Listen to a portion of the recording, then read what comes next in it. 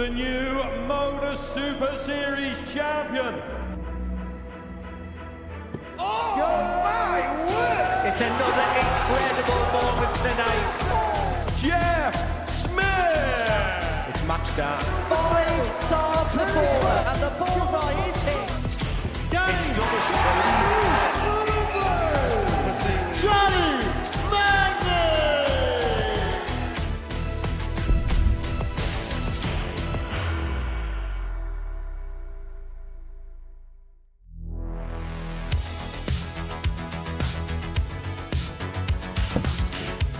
Just new names coming through and looking at the talent, and as we see Dustin Straver, with the talent. Does that continue? Tops. It does continue. Has to go. Level 18. Yeah, what a shot. Starting to wave his wand. Well, there to be some way to win it. The bullseye. 20 left for Jack Tweddell. Game shot. Jack Tweddell is the ADC Global Champion. Jack Tweddell.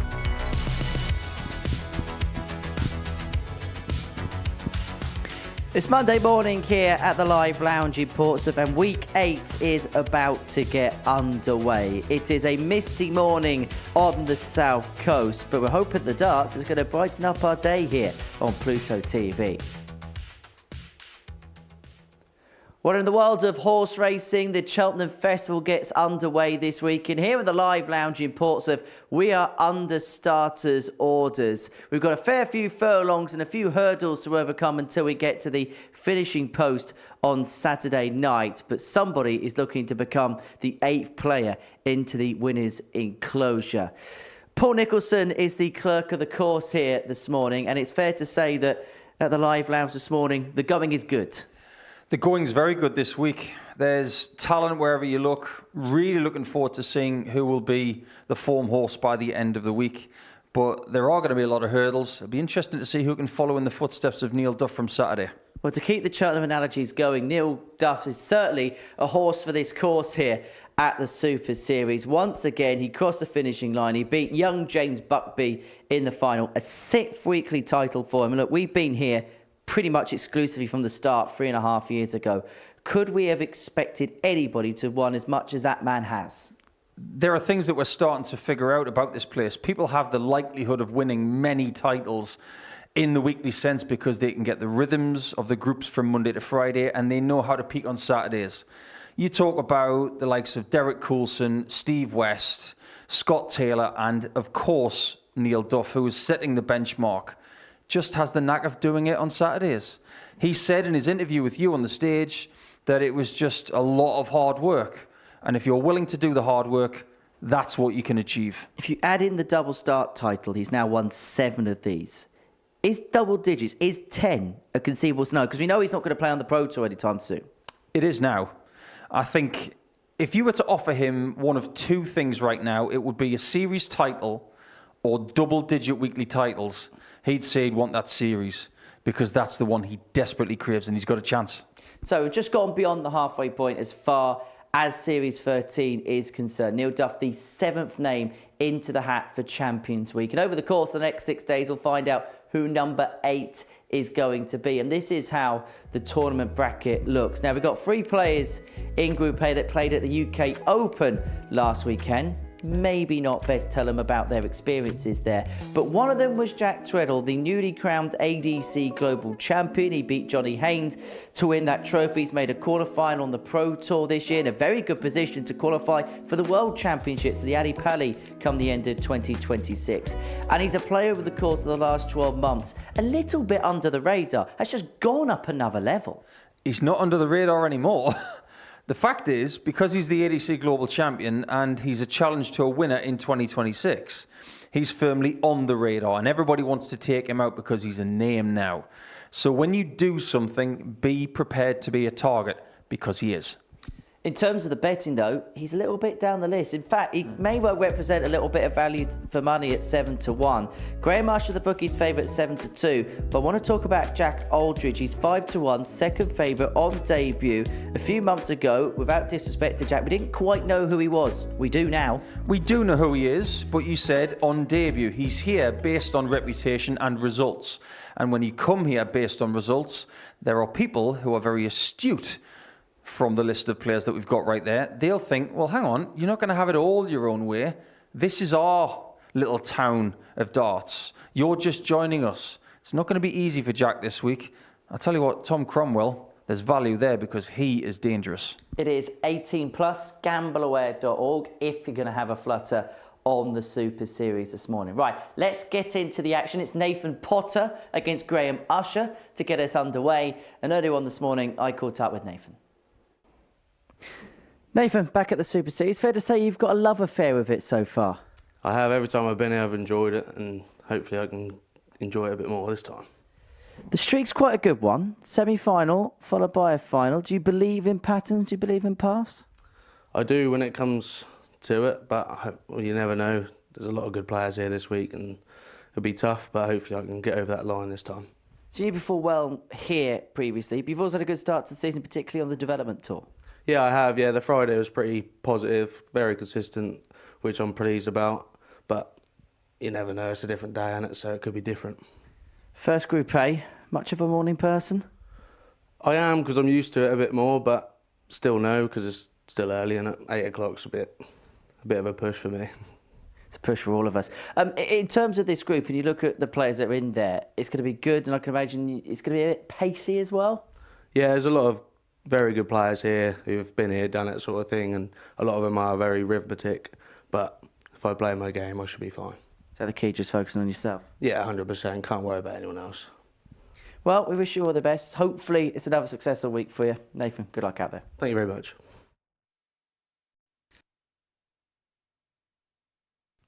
And Nathan Potter gets the week's action underway with a meeting against Graham Usher, looking for a fourth weekly title here at the Live Lounge in Portsmouth. Nathan Potter turned up here for the first time at the Rising Stars Week back in August, made an instant imprint on that particular competition. Then he got a last-minute call-up to play in Series 12. He lost in the final to Neil Duff, but very much on the call sheet here. 22 years of age from Beccles, a runner-up, as I said, in the previous series, throwing with a custom-made 24.5 gram dart. Up against Graham Usher, now age 52, from Scarborough. One of two Scarboroughians who made it to the UK Open last week. Series 1 runner-up, three-time weekly winner here at the Live Lounge in Portsmouth. George Baker is going to preside over all proceedings over the course of the next few days.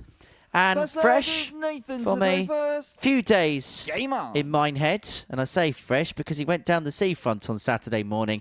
It is a very good morning to the asset, Paul Nicholson. It's that time of year where we get a bit of sea har 55. and a little bit of fret. But this man, who was also in Minehead, 60. he might have been fretting that he lost to Cristo Reyes in the first round of the tournament. Not a particularly kind draw to get the Spaniard, who's in some very decent form right now. But he's back on familiar ground and looking to join a very illustrious group 45 of 4 weekly titles. That includes Jimmy Van Schie, Tom Sykes, and Andreas Harrison. I think he would dearly like to be part of that conversation. 99. And Graham was somebody, particularly when we were in the previous studio at the Oldie Livey Leaguey in Southampton. 140. It would be seldom that he wouldn't go within 6 weeks of not picking up a weekly title. That was how prolific he was. He was prolific. And I love how you reference the old Live League 60. like it's a medieval pub. Does feel medieval in comparison to what we got now. I see your point. 125. Nathan, This is going to be a quick game, but we've got 147. plenty of those for you today. So strap yourselves in and enjoy what you see. Interesting. Now that's worked out 107. okay, Graham, you got 131. but it was a bit of a gamble. Looks at tops, haven't found the treble 17, unable to find, and so Nathan, you Potter require to 40. hang on to his throw, looking at that same target. Game And shot in the making first no leg, mistake Nathan Potter. whatsoever. And I look at Nathan Potter, and we've seen him here a few times now, Nico. Second More leg than is Graham to anything, throw there's just first. Game up. a seeming reliability about his game. You kind of tend to know what you're going to get from him. He's going to 100. score efficiently well and finish at a decent level.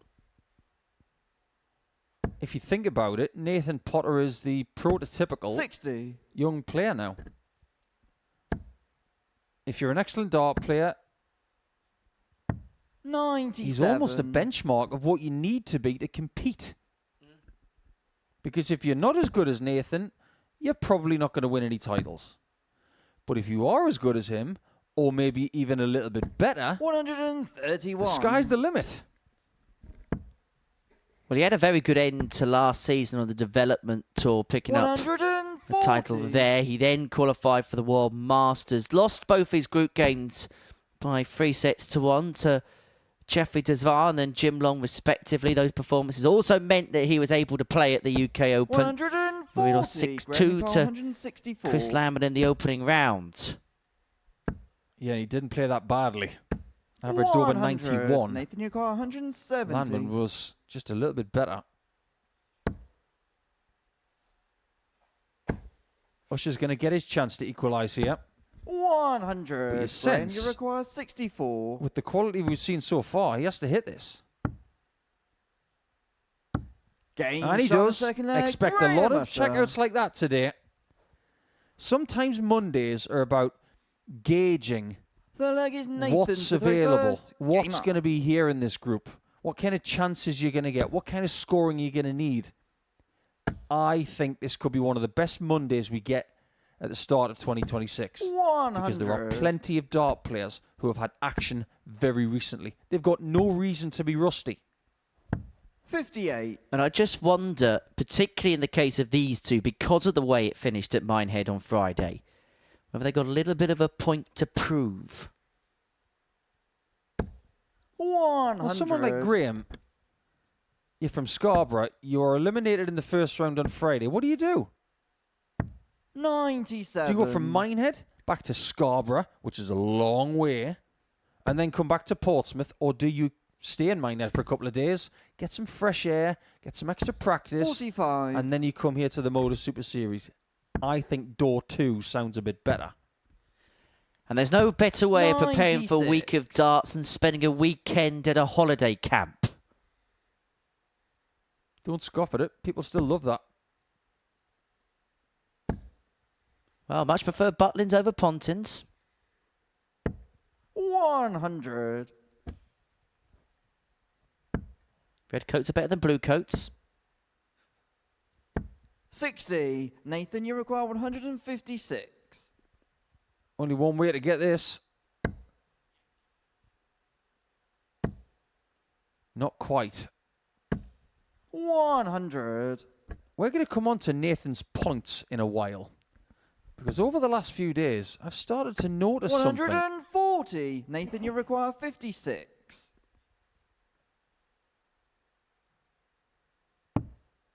Hit his first dart, a double. Game Well, shot. that the one's third gone leg, in. Nathan Potter. How? Not really sure. But it's a 2-1 lead for Potter. Which is a great name for a snooker player, by the way. But Fourth leg is Graham to throw first. when it comes to Game darts, up. what is the ideal name? Archer? 81. Well, these are both professions, aren't they? Potter and Usher. Yes, yes, yes. Let's talk about these points then. 140. Because they're very thick. And this is a bit of a change. It's a bit of a fashion statement at the minute. 85. If you look at Gary Anderson at the weekend, if you look at Keane Barry over the weekend, if you look at Nathan Potter right now, there's a lot of detail in the points he's using. 100. But they look quite thick. I think people are starting to use thicker points because it gives them a 43. bit more feel. And they're gripping the board a bit more. I think this could be the next trend. 57. With style also comes substance, which is a lesser spotted thing in this sport. Now Potter 100. has overturned the throw here, has 6 on 204 to move 2 clear, move 1 away from winning the opening match of the week. Now that is far from ideal. 60. You can tell that he's more comfortable stacking the darts on top of each other than getting them to stack downwards. 147. That could have been Nathan worse. Yukar, 144. It's a chance for 3-1. Chance is gone.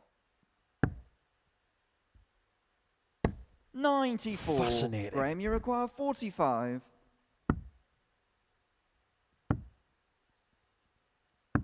29. Narrow miss. Nathan, you And require Potter is back for a 50. 3-1 lead. I'm not going to forget about that 14, Nathan. We're going to come back to that. It's double top again.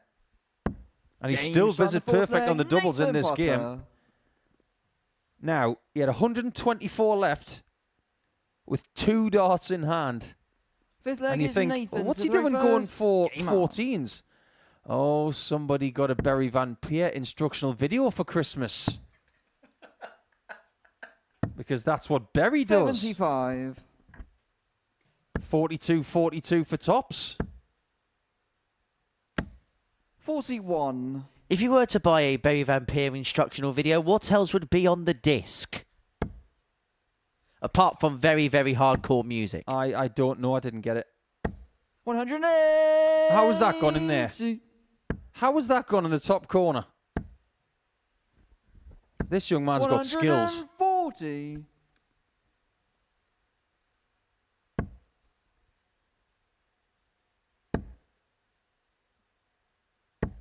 95. Now, of course, the weekly title is not granted on a Monday morning, but this is promising for Nathan.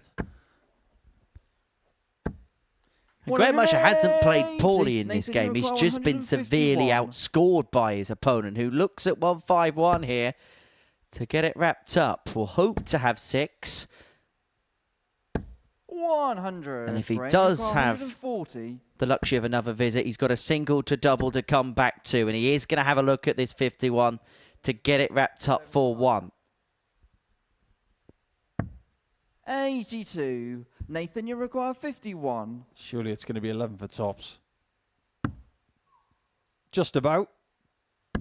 Game And just start in. And the match, A Nathan great Potter. first performance from Nathan Potter. The doubling there was visit perfect, but it was almost perfect. 4 out of 5. And he set himself a very high benchmark with that performance, where he's beaten one of the best players that's ever come to Portsmouth by 4 legs to 1.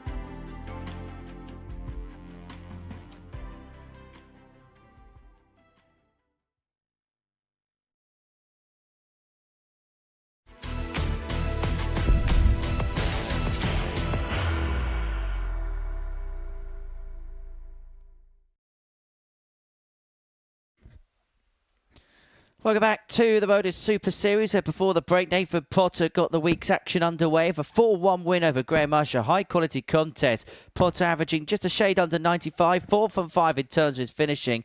Usher averaging just under 93 in defeating that one. So that's how's the week started. We hope that it continues in a similar vein. Game 2 sees Lee Evans and Dylan Dowling go head-to-head. Dowling, who won the recent ADC Irish qualifier to be here, up against the last player to actually won a week at Ye Olde Ivy League in Lee Evans. 37 from Chelmsford. Other than that, a 3-time weekly finalist here. Played in the first ever Champions Week up against Dylan Dowling, the 22-year-old from Galway in the Republic of Ireland, making his debut in this competition. And so it's Evans to get us underway.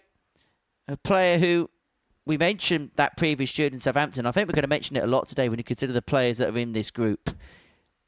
He played some magnificent stuff when he was there. That was before a little injury crept in as he moved on to the PDC Pro Tour. He looks like he's over it now, and he's kicked off the week in perfect style. 59. The fact is, Lee is an excellent dart player. It's really easy to sit here and say that everybody is. But he's just a little bit better than your average Super Series player. Everybody knows his name. And it's not because he's got the same name as a comedian. It's because he's very, very good. And considering some of the words that he was giving us the last time he was here, Henry, 100. we're expecting just a little bit more from him this time. Well, last time I saw Lee under the microscope here was back in July, and he was just saying that he was just getting things sorted out, and he was just beginning to get better. The injury was improving. His overall fitness was improving, and he said in time he feels like he'd be able to be far more competitive. Well, this is a more than competitive start, leaving himself on a double after just a dozen darts. 57. Lee, you require 36.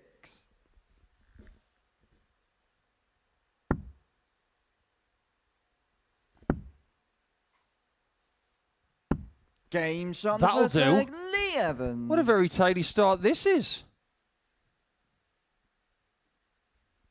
Second leg is Dylan to Dowling throw first. will be thinking, Game up. what have I let myself in for? By the way, big fan of him being called the Terminator, which is the same nickname as our 140. previous champion Marvin van Velsen. Now, he also has another nickname. Now, I've been updated with a message from former weekly winner here, 139. Dean Finn. Dean, I know you're watching because you just sent a message. Hope you're well, pal. Now, apparently, he 57. has another nickname back home in Ireland. Is this broadcastable? Yes, it is broadcastable. Apparently, when they play their local league matches, his nickname is the Panda.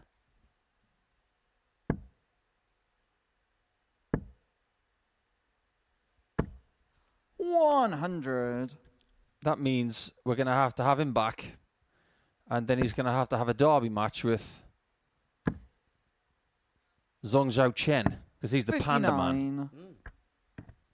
I want to know why he's called the Panda, Dean, so keep typing.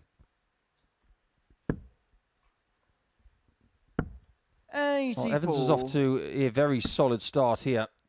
And even though Dowling's first to a finish in leg 2, Evans might fancy this. He might think, if I can get to 78 or better, I can get a 2-0 lead. 134. Dylan, you require 120. It's just to hang on to his throat.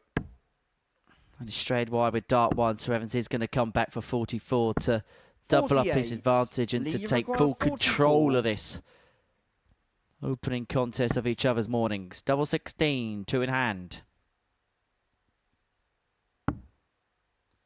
Double 8. 28. 2 opportunities at Dylan, 2-0 come and come. 72. Might not get another chance. Let's see what Dowling does on this number.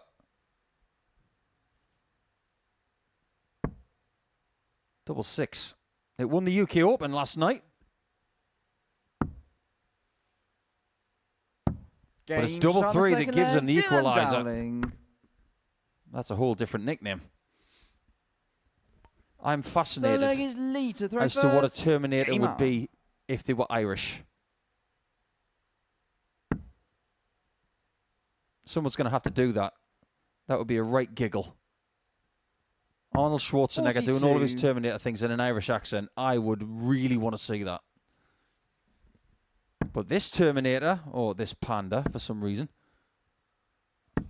has found his first double of the week, 125. and he looks dangerous.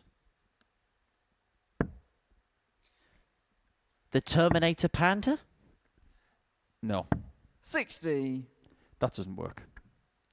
What does work is this grip that he's got on that dart. That has got me fascinated. 180. There's a lot of fingertips and inside of the hand on that dart. You can see from Lee Evans, he's got a lot of 99. dart on shore when he throws the dart. But when Dylan's throwing, he's almost hiding it because it's going so far into the hand. But look at it working. 180. Back-to-back 180s, and all of a sudden he's on a 10-darter to break the throw, Lee Evans. 140. I think we're being Dylan, you spoiled. require 16. High octane, high quality. Game It's shot not the even third 10 o'clock leg, in the Dylan morning and we have an Dowling. 11-darter. Dowling breaks, leads 2-1, and this is a Fourth leg stupendous is Dylan contest to so throw far. first. Game on. He's also trying to take Boris Kruchma's title of being the best hand lubricator. 132.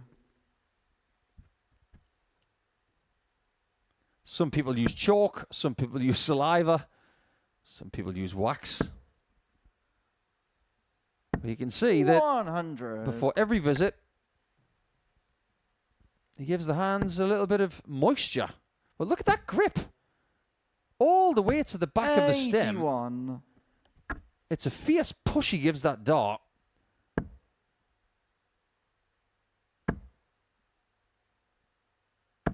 $140. It's really nice to see Evans playing with such freedom because when you've had an injury, it's actually difficult to do stuff the way you used to. 121. And these guys, their darts are not that different, really. In fact, I can remember Lee Evans throwing something very similar to Dowling's in the past. 100. Dylan, you require 167. Both players on a finish after 9. Dowling first poke on throw at the 167, unable to get, and so Evans looking to get the break back, looking at the 161. 57. Lee, you require 161. And Dowling hasn't really made the biggest of inroads on that 167. May be irrelevant anyway. If Evans can find the ball. 130. What would have been a 161 before Dylan, you 10 require a.m. 110. It's an excellent standard, and if I may say so, it is sustainable. Double 16.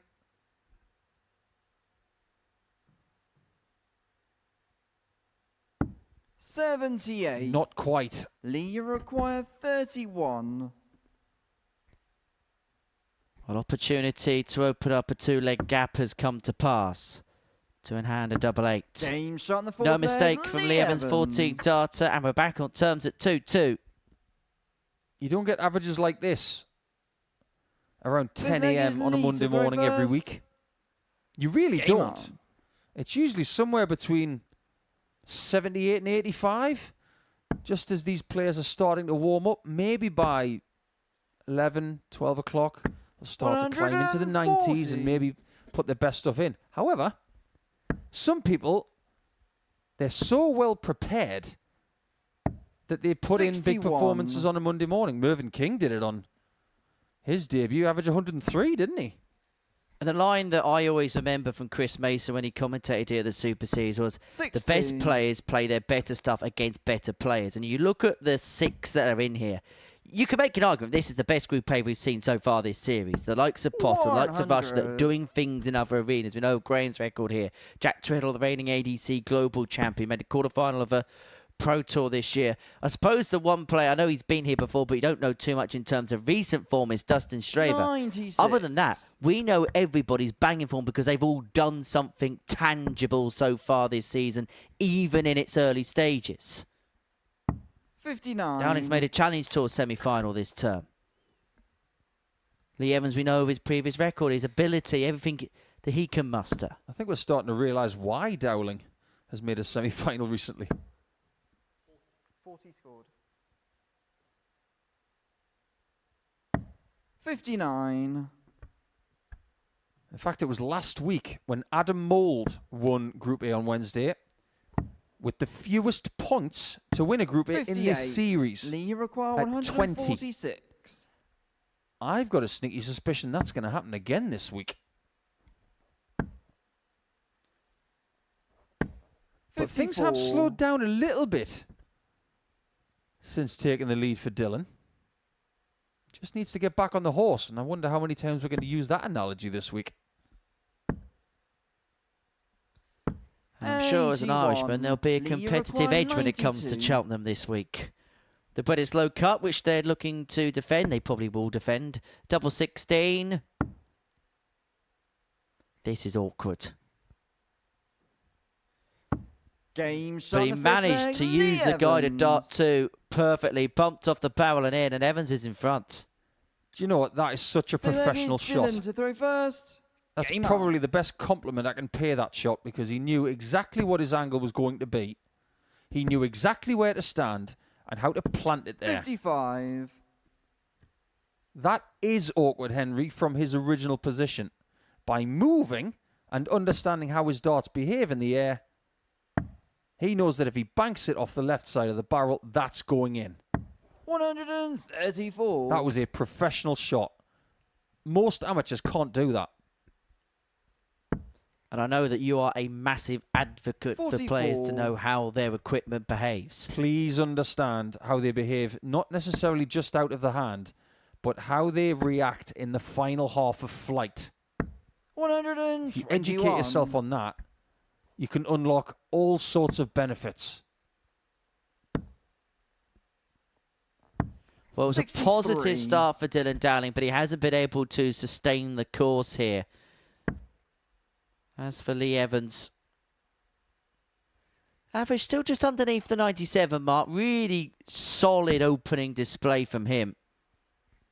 I really hope this is 44. solid, because it means there's another level to find. And we know he has got those gears. He has. He absolutely has.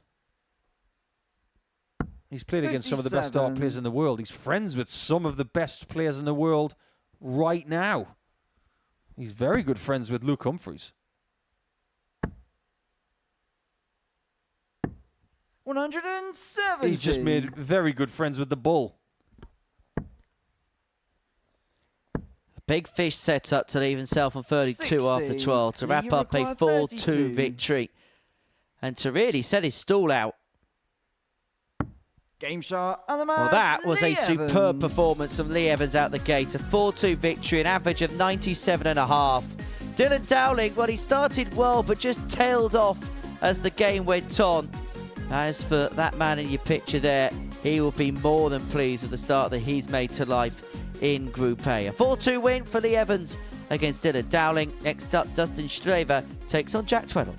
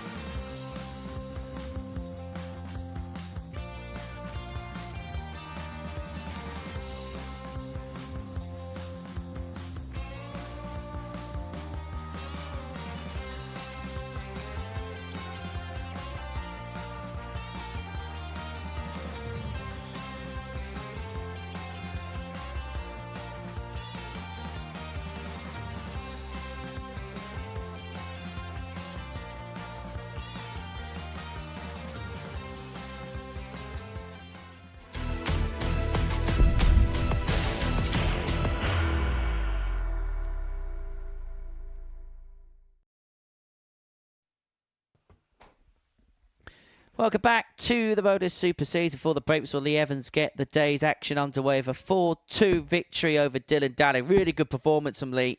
Average of 97.5, 4 from 10 in terms of his finishing. Next up for us, the newly crowned ADC Global Champion, Jack Tweddell, back in action here on the live lounge stage. He takes on Dustin Straver, the 35-year-old from the Netherlands, for over 22-gram Gerwin Price Star, up against the 30-year-old from Swindon.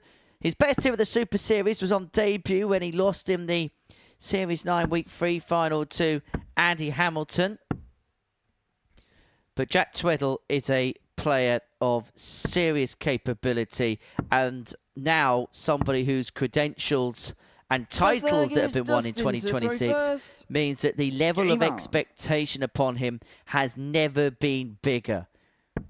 As he mentioned, won that ADC Global Championship by beating 45. Johnny Haynes in the final by 9 legs to 7. That was after victories against Gary Stone. That was in a last leg decider 7-6, and a win against Tom Seitz in what would turn out to be his last ever game on this stage 100. by 6 legs to 4. To win a title like that, you don't expect it to be won easy, but he definitely got the job done the hard way. 60. Let's face it, if you want to win a lot of money, you have to do things that you've maybe never done before. 140. We would like to think that that ADC Global Championship victory for Jack will spark him into a different stratosphere.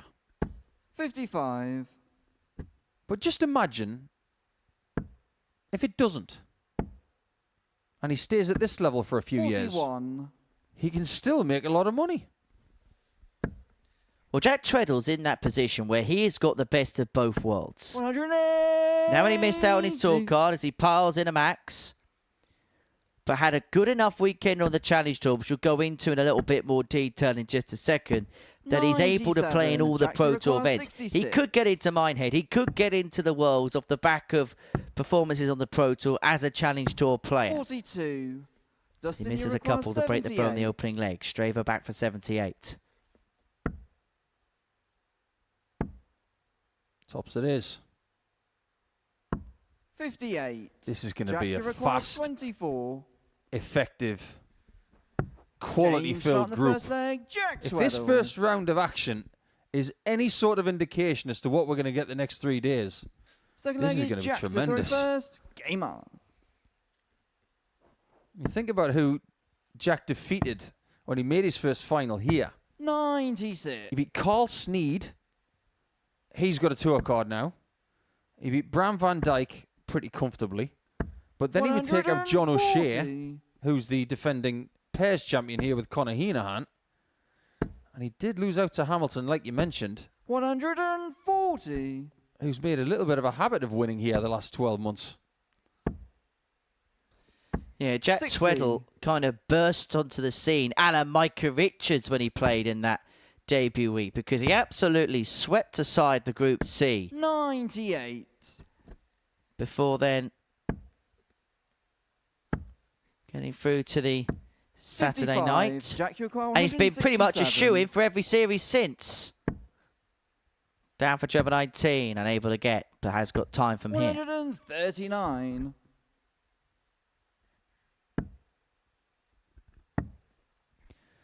Well, Tweddell's left himself on 96. double Jack, you 14 require after 12, and this is 28. going to be a quintessential leg for Tweddell over the course of the week, leaving himself handy after a Game dozen shot in the second darts and leg, most Jack probably Tweddell. converting in 5 visits, because when you ply your trade on the Pro Tour like Jack Tweddell has this year, Third that leg is Dustin to throw the de first. facto Game on. standard. Simple as that.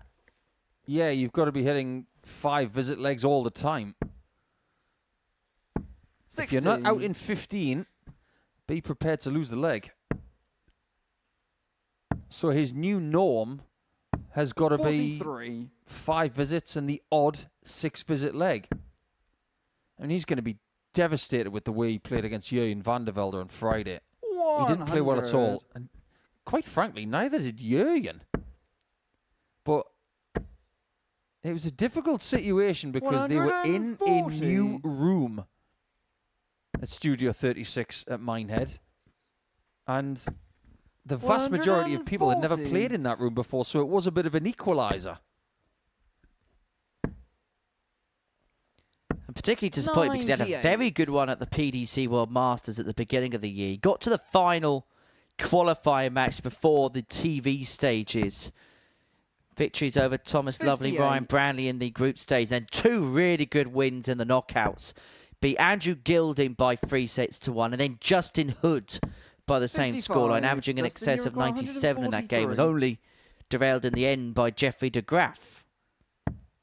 Well, how about this? Double 8, double 13. 130. That's so Brian Roman, isn't it? That's the kind of thing he does. I think that's one of the reasons why he's got a bit of a smirk on his 43. face. Dustin, you require 13. Uh-oh. No score. Jack, you require 122. Now things could get a little tricky. 3 more. He doesn't get any. 38.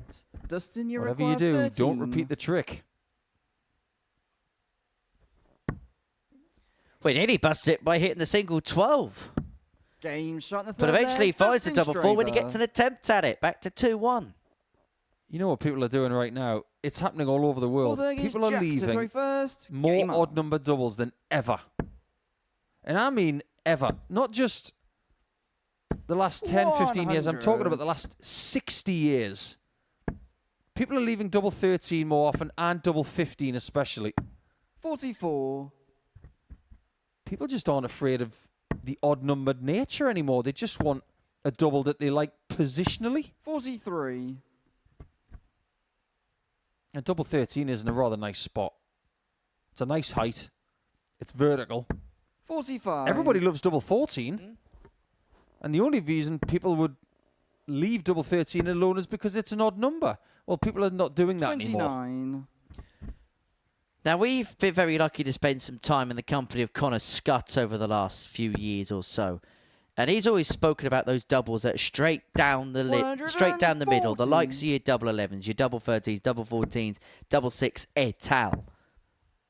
Yes, there's a breakdown issue, particularly with the odd-numbered ones. 134. But actually, he fancies himself more likely than not, because of the positioning of it, to hit it maybe more than maybe a double 18, which is in the northeast side of the board. And which double did he hit to win his weekly title? Number 14. 27. Well, Tweddell Dustin, did you have a require chance for 3-0 92. with the 122. He might be staring at a tied game all of a sudden. Okay. 86. That's gone wrong as well, but not the end of the world. Although I do want to say, for reference, we're talking about the same guy who played in a double start tournament starting on double 17. 58. Dustin, you wrong require with that? 6. Just madcap. Game shot in the fourth Back to leg. 2-2. Dustin Double 3 Straver. found.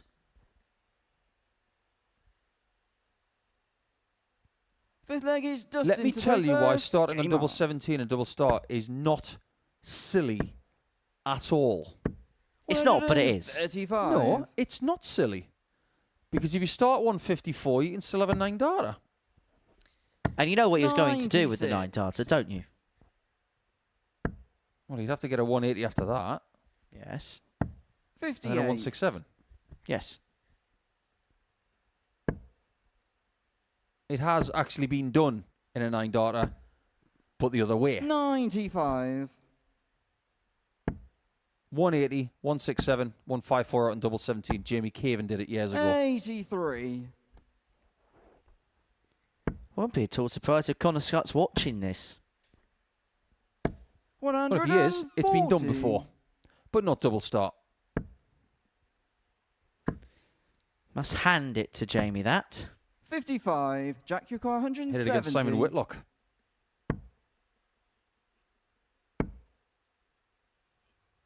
$85. 85. Well, quite a few 170s at the UK Open 170. over the weekend, including one from Mr. Littler, who got 3 in about 24 hours. 56. Jack, you Why do I require get the sense that 85. Jack Tweddell's playing well, but there's still reserves in the tank? Bullseye. 60. Doesn't Dustin, quite you require go. 114. Let's remember, Jack was 2-0 up. He could be behind. Oh, not another mistake on a combination. 74. Jack, He's you playing require well in this game, 25. is Dustin, but those unforced errors are beginning to cost him dearly. 13. However, that time he's been given a Dustin, reprieve. you require 40. And from 2-0 down, an opportunity to move in front for the first time.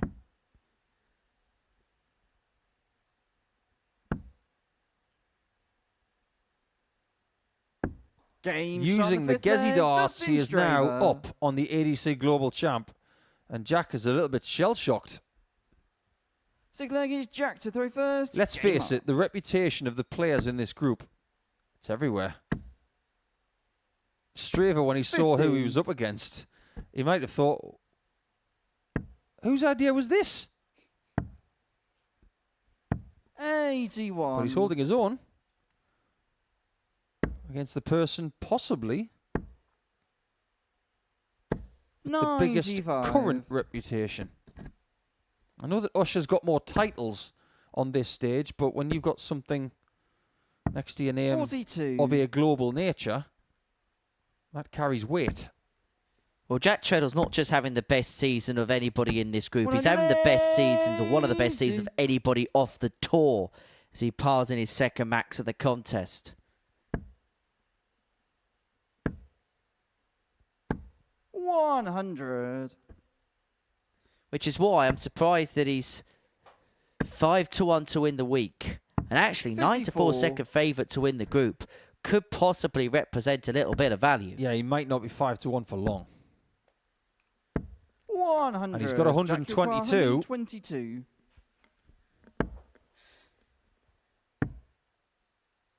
It's closer than last time.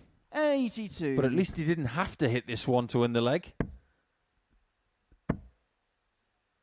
I get the feeling he's going to have to hit this, though. Jack, you require 40. Game And hit shot he the will. sixth leg, Jack Tweddell. And we go all the way, which means in the first 3 games that we've seen on this Monday morning, we're going to see a full 1, a full 2, and a 4-3 scoreline. 60. Who do you think's going to win this group, Henry? Because I don't have a clue. 41. I genuinely don't have a clue. Before dart was thrown, I thought Jack Tweddell would win this group. 100. But I know it's only a game's worth of evidence, but there is a suggestion that there's other players that are willing to 60. put their hat into the ring. Before a dart was thrown, I was going 1 of 4. Tweddell, Potter, 81. Evans or Usher. But if you look at the way that Dowling played in the middle of his game with Evans, and how Dustin has caused problems for the global champ here, nothing's off the table. I suppose the question will be, can they sustain it for the course of 15 games, and particularly in the case of Dustin. Sorry, that's the thing, isn't it? It's not just about talent; it's about endurance. 55. And can you do Dustin, it you for 3 require days? 120. Not just over 13 minutes. 44. well, he's going to get a match start from here, or at least he should get a match start from here, and he may have to take the opportunity afforded to him, because Tweddell's last scoring visit is perfect. Both players on 2 dart combos, but Straver just the 1 dart at tops, 36. which bends the wire. Tweddell Jack, you require may 80. just get 1 dart at that same target himself. Gets the bonus of 2 and had a double 10 and finds Game the double shot, 10. Animage, An Jack 80 Tweddell. combo off the back of a max when his back was against the wall. Jack Tweddell, the ADC Global Champion, in his first game on this stage since picking up that title at the beginning of January, has got the better of Dustin Straver of the Netherlands by 4 legs to 3. Coming up next, Graham Usher takes on Lee Evans.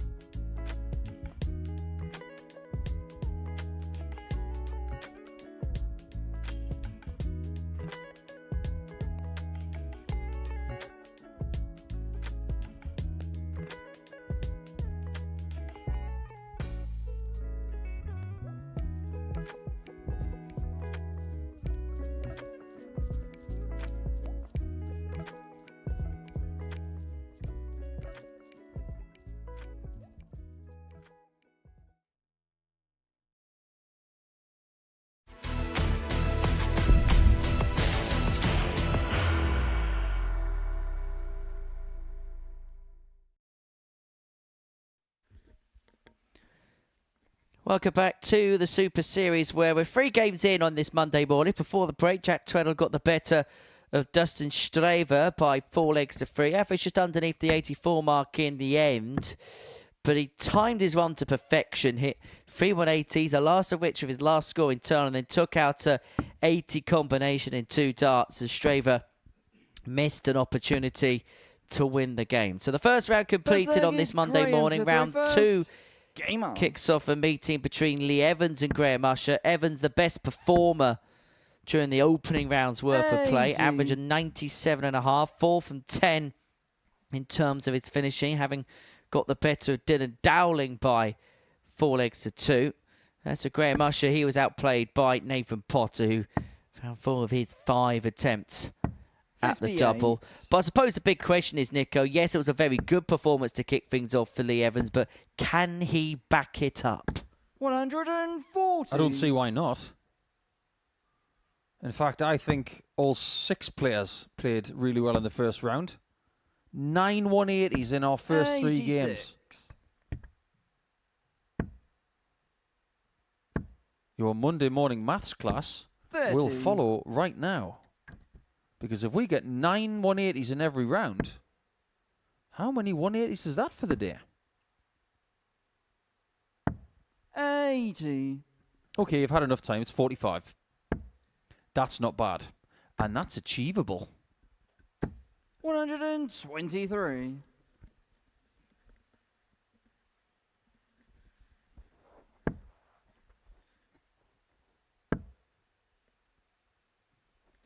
Usher's going to get 6 on throw here 60. Graham, you require 128. to seize the early initiative in this contest. Doesn't have to chase the ball if he finds the treble.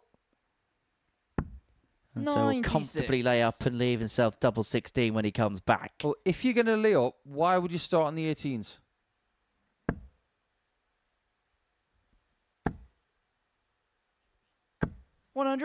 Just going to leave that hanging out there. Require 32. The leg is over though, and Usher got it right. Graham Usher. Such a dangerous Second player. leg is Lee to throw first. Game up. We should never forget that he made the first final here, losing to Conan Whitehead on the first Champions Night. What an occasion that was. If you weren't here that night, you'll never understand the buzz that there was on London Road in Portsmouth, because people didn't know 59. where this was going to go. We all thought this is the biggest night of this project since it started in 2020. And the buzz around this place, it was electric. And then when the ticker tape came down and Conan left with the trophy, we all said, things are a little different now. 81. No pun intended, but it was the ushering in of a brand new era. The amateur game changed that night. 82. Now, one of the first things on the mind of people who do not have tour cards is, how do I get to Modus? Because that's what they call it. Ah, yes, the Modus. Oh, you know what it's like. Everything's got an 85. abbreviation. The best thing in the world for that is how Australians call the Melbourne Cricket Ground. So that's its name, 60. the Melbourne Cricket Ground. Lee, you require 99. People call it the MCG. But in Melbourne, they call it the G, because apparently 3 letters is too long. Does he look at tops here? Yes, he does. There's the first. 59. Wasn't too far away with the Graham, you second. require Just clips 121. high of the wire. So Usher here, treble 17. Gives himself a poke at the ball. And that would have put him 2-0 to the 78. good. Lee, you require 40. The person who's going to be regulating the Game pace start today the is going to be second Lee leg, Evans, Lee because everybody else is Evans. really quick. But you're Third leg right, is Graham to because throw first. back in the Game days of Southampton, yes, the players that were playing there were happy to play there. And yes, of course, you got that 100. that will to win. But it was like, if you don't win, it's not the end of the world. If you win, it was nice. When it turned into a series format where there was some kind of legacy on the back of it, that was 60. when the ears of players began to prick up.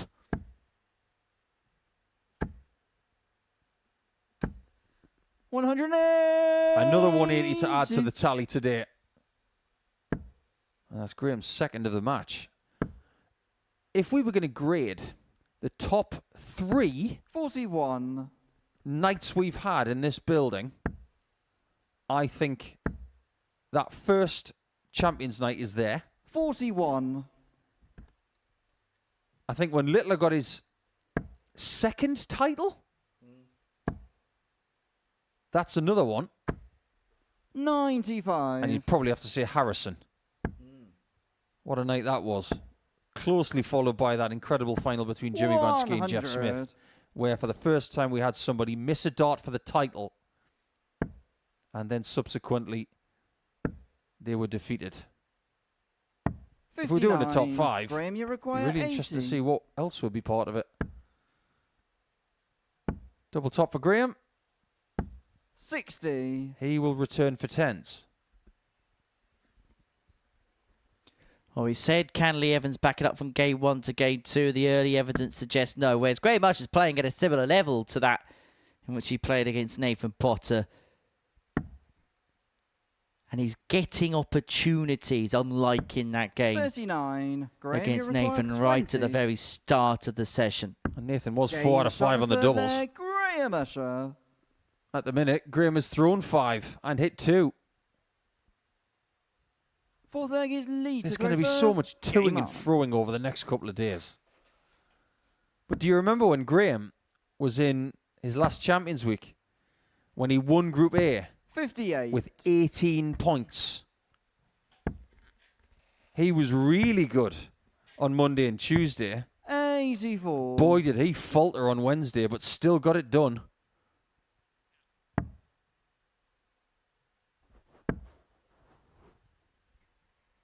And it was a championship that was won by Jeff Smith, who struggled at the beginning of the week. In fact, there's actually a bit of a trend when it comes to Champions Week. You might as well just not bother turning up on Monday, Tuesday and Wednesday, because the last 2 winners played atrociously in Group A and then won the week in Charlie Manby and Jeff Smith. Jensen Walker as well. Yeah, there's only ever been one Group A winner in Champions Week who's gone on to win the whole thing, and that was Luke Littler in Series 3. And there was no stopping him that week. No, there wasn't. There's no stopping him right now either. He's won 31 consecutive major matches. 31 against the best in the world. 102. And he's on the cusp of breaking 3 million in earnings in a 2-year spell. Another. Game shot. Bingo. Just like that. It is 3-1 to Usher. And that's what he can do. He's averaging 98 now. Fifth leg is Graham to throw first. Game on. Well, this was the Graham Usher that was dominating the live league in Southampton. This was the Graham Usher that we thought when he got a tour card would do some significant damage. You just referenced the live league without saying ye oldie livey leaguey. 45. You feeling okay? I apologise for the slip of the tongue. Graham had some moments on the tour for a couple of years, but 140. over the course of the 24 months, I think he understood that it was extremely difficult. And at that point in his life, 41. maybe he just didn't have enough. But ironically, the only thing he qualified for was the only thing that had no ranking money attached to it, the World Series Finals. Yeah, if you're going to qualify for something, make it the World Championship where you're guaranteed £25,000. And get yourself into Minehead as well at the Players' Championship Finals. Graham, you car 161. Do that, you've got a fighting chance. Oh, and the Grand Slam's not too bad either. That's ranked these days. And an extended field, 48 in 2026. So if you want to be in the Grand Slam this year, get yourself up that challenge to Order of Merit. Graham, you car 125. Or in the case of some players in this group, the Development Tour Order of Merit. 75. Well, 50 left for Usher to wrap it up by 4-1. That 137 in the previous legs just knocked the stuffing out of Lee Evans. 85. Graham, you require 50. for the match and to get himself on the board. Double 16. 34. He's able to find that or 8. How many lefties do you know that go 18 for double 16? Not many. 107. Maybe Ron Moulenkamp, who played really well in Group A 2 weeks ago. Played well at the weekend of the UK Open, was very unlucky.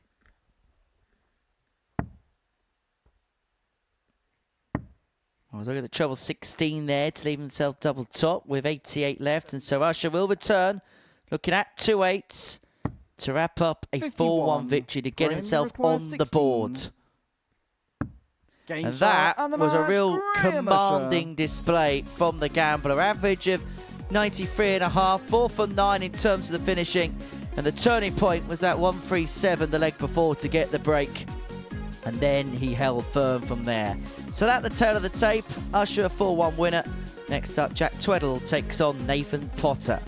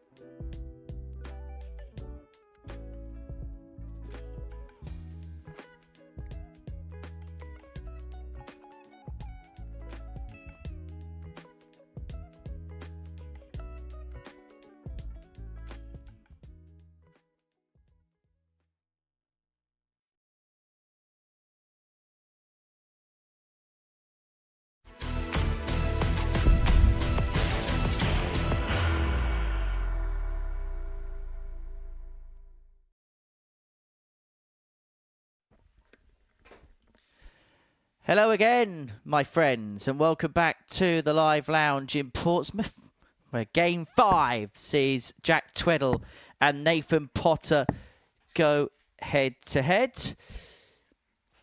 For these two, they're looking to make it 2 wins out of 2, looking to move on to 4 points in the Group A table. Nathan Potter putting one of the best performances in the first round and getting the better of Graham Usher 4-1. Jack Tweddell I suppose in the end, laboured over the line against Justin Straver. Before the break, we saw Graham Usher get his first win, having got the better of Lee First Evans leg by is 4 Jack legs to to 1, throw average of first. 93.49. Game on. 2 180s, 4 from 9. It was that 137 checkout to break the throw and leave 3-1, which really changed the 81. course of that contest. For Nathan Potter, a little bit like what we said about Lee Evans in the previous game, it's about backing up a very positive opening 43. performance. Absolutely, it was a great performance. It actually looks better now, considering what Graham's just done against Lee Evans. 141. But you mentioned Tweddell labouring in that previous game that he played. I agree with you. However, 60. if you're a confident dart player right now and you're winning something or stuff, you're capable of finishing a match that's tight 99. with a 180 and an 80 checkout in 2. So that's 260 and 5 darts. That's more than half a leg. 100. If he's not a confident dart player, that doesn't happen. So that one shot, or the 2 shots at the end of that game, it tells us where the 50. mind is of Tweddell right now. Want to finish after a dozen. Potter needs a couple of trebles to do something similar. 180. And by finding Jack 3 of Nicklaus, them, you could make a 130. case he's favourite for the leg all of a sudden. Treble leaves the ball. Unable to get. Potter needs 1 treble to leave himself a dart at the 44. outer Nathan ring. Nicklaus, 118. Plenty of room. So, okay. 61. Jack Nicklaus, Why did he do that 86. then?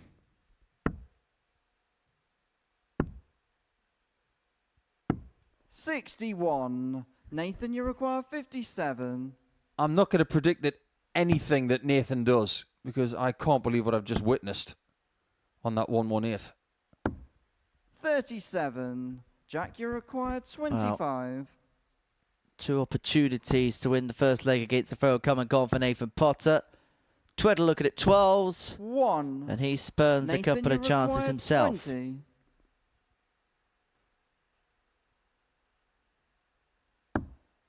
Nice Game find on shot double in the first 10. leg, Nathan Potter. Okay, so he's got 118 left and he scores a small 20 to leave 98. Second leg is Look at the way his Nathan to darts throw stack in the first. board. Game on. The treble 20 is 100% open for double 19, so why would you go for 48 bull? 60. These young players, they've been sent to confuse us. 135. He's from Suffolk, and that is a rather strong county. Andrew Gilding, Stephen Burton, 100. some guy who won the Worlds in 1983. Ryan Meikle. 95. I'm not going to say Kevin Painter because even though he's an Ipswich fan, he's from Essex.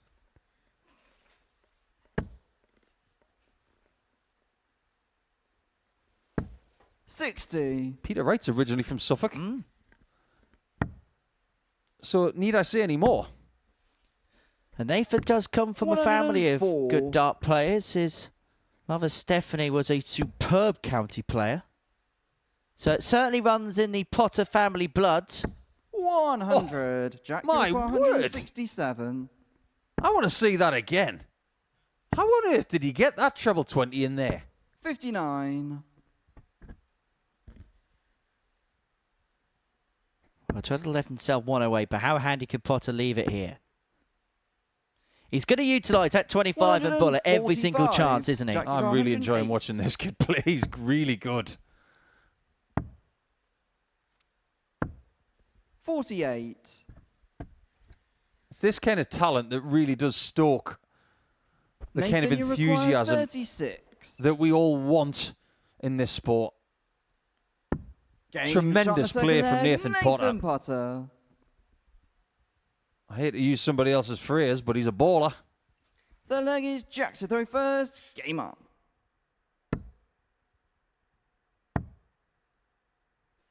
So Potter 96. 2-0 to the good. And Potter, actually, a very synonymous name in this sport, aside from Nathan, of course, the owner and proprietor once upon a time of the Lakeside Country Club, 100. Bob Potter. So is that his nickname now? We're going to call him Bob. It's not the worst nickname. But he hasn't got a nickname, 100. and I suppose the actual nickname has already been taken twice.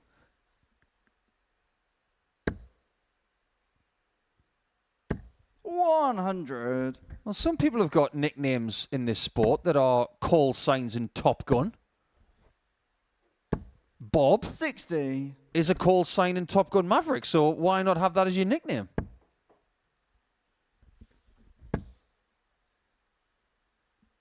$180. Oh, my word. Keep stacking them like that. You're going to have a wonderful career and a rather good week. 60. Nathan, you got 121.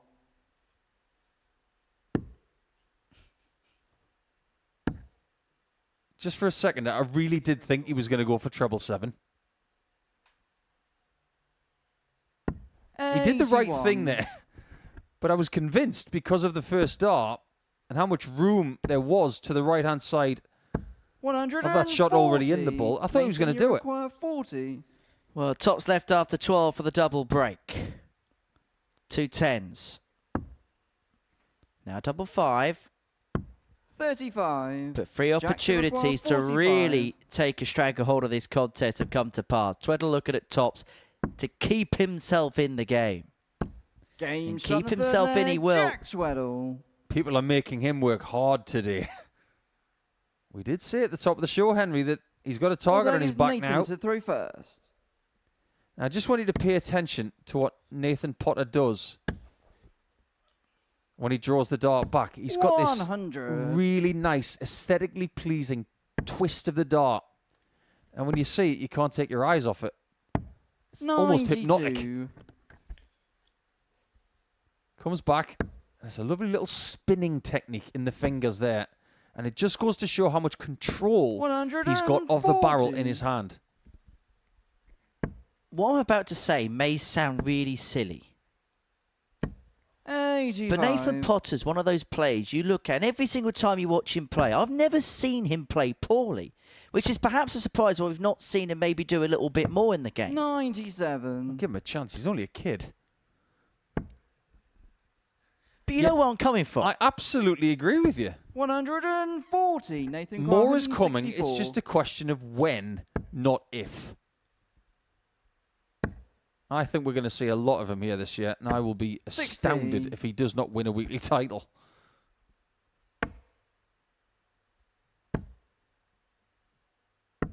$98. Nathan, you got 104. So 104 for Potter. 84 left, but that treble 20 is obscure, but somehow has found a way through. That Game was shot on the fourth absolutely leg, Nathan exquisite Potter. for Nathan Potter. How he managed to crowbar way into the triple, I got no idea, and then he made Fifth no leg is mistake on the Jack to go double 12. I don't know how he does it. The only way we're going to find out how he does it, because he's done it twice in this game now. 140. Going to need to see how his dart flies in slow motion. Because that shouldn't be possible. 91. When Phil Taylor was at his peak with long, thin barrels, he couldn't do that. 31.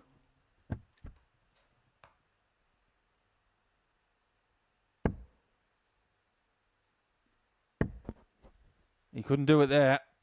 He was trying to stay straight. 32. Because from 410, you need a ton, 140 to stay on track. 125. Now, Nathan Potter was a young man that came to my attention back in 2021 58. when I was in Selsey for the England Open weekend. He got through to the semi-finals of the youth competition, lost to a certain Luke Little who beat 53. Dudney 5-3 in the final. But he'd also go deep in one of the senior competitions as well, where he lost out to Neil Duff in the semi-finals. 44. Jack Yoquar, 152. So he's been around the block for a while and been competing on the senior side of the sport for a while. 96. That's happening a lot more now. We're seeing people on the development tour are starting to win senior titles. Look at Jack Drayton over the weekend, winning in the Isle of Man. 60. My Jack, word, you has he been in require form or 56. what?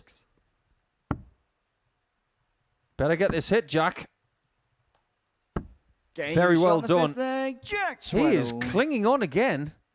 It's not out of the question that he can win this one 4-3 as well. Sixth leg, Nathan to throw first. But he's going to Game have to on. dig deep.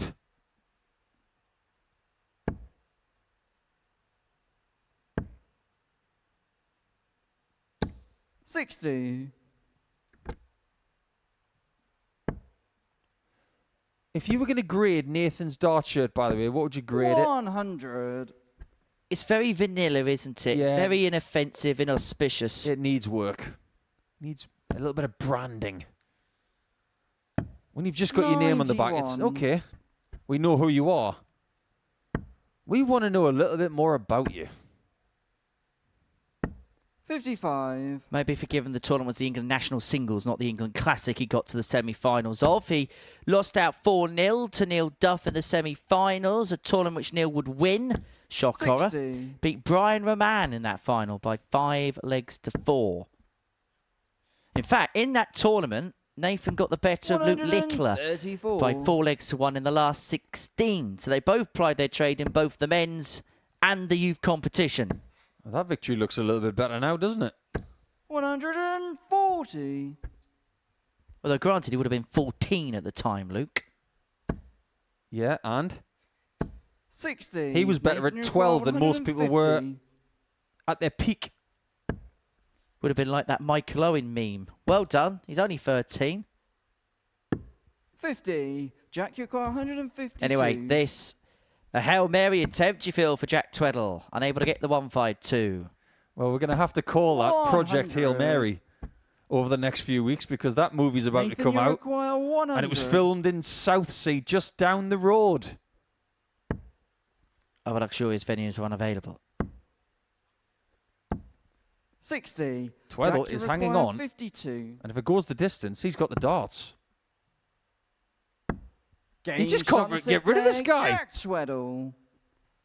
He is fighting tooth and nail on Monday morning like it's Saturday Seventh and night. final leg is Jack to throw first. Got to admire Game that. on.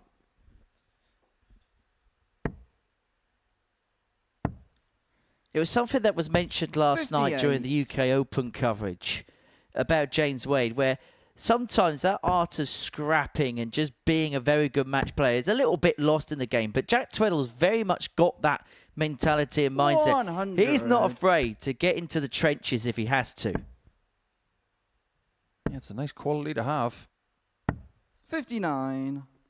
If you can do that over a course of a career, you're going to have some very big paydays. And in the case of Wade, he's back up to number 100. 6 in the world. With next to no Ali Pali money to his name. 56. Since when is he ever defending money at Ali Pali? Which means one good run at the Alexandra Palace, he will comfortably be in the top but 4. So much easier in theory. 81. I know, but I was just making a point. I know. Wade's a legendary player, but 80. not a world champion. There's a reason for that, because he just doesn't play his best darts in December or January. 140. It's something he's going to have to fix. Otherwise, his legacy is going to be the best player that's never been world champion. The Jimmy White of darts. 42. Nathan, you require 80. Well, this for a 4-2 win and a second consecutive victory to kickstart his day. Top Potter. Game shot. It's 2 and a from match, 2 Nathan Potter. for that rather impressive young man.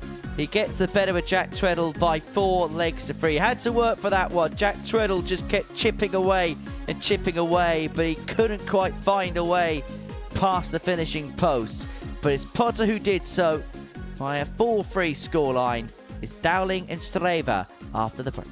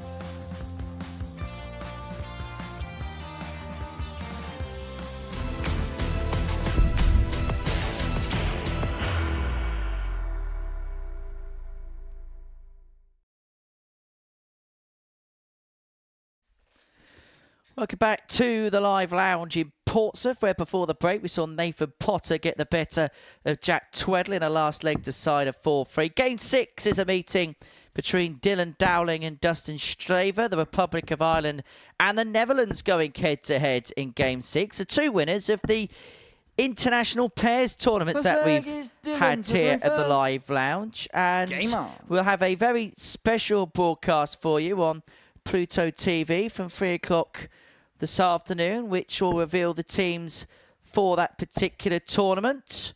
You're going to be staying on. Double money, I'm sure, for the day. Alongside Christopher Murphy and the former England captain Scott Mitchell from 3 o'clock.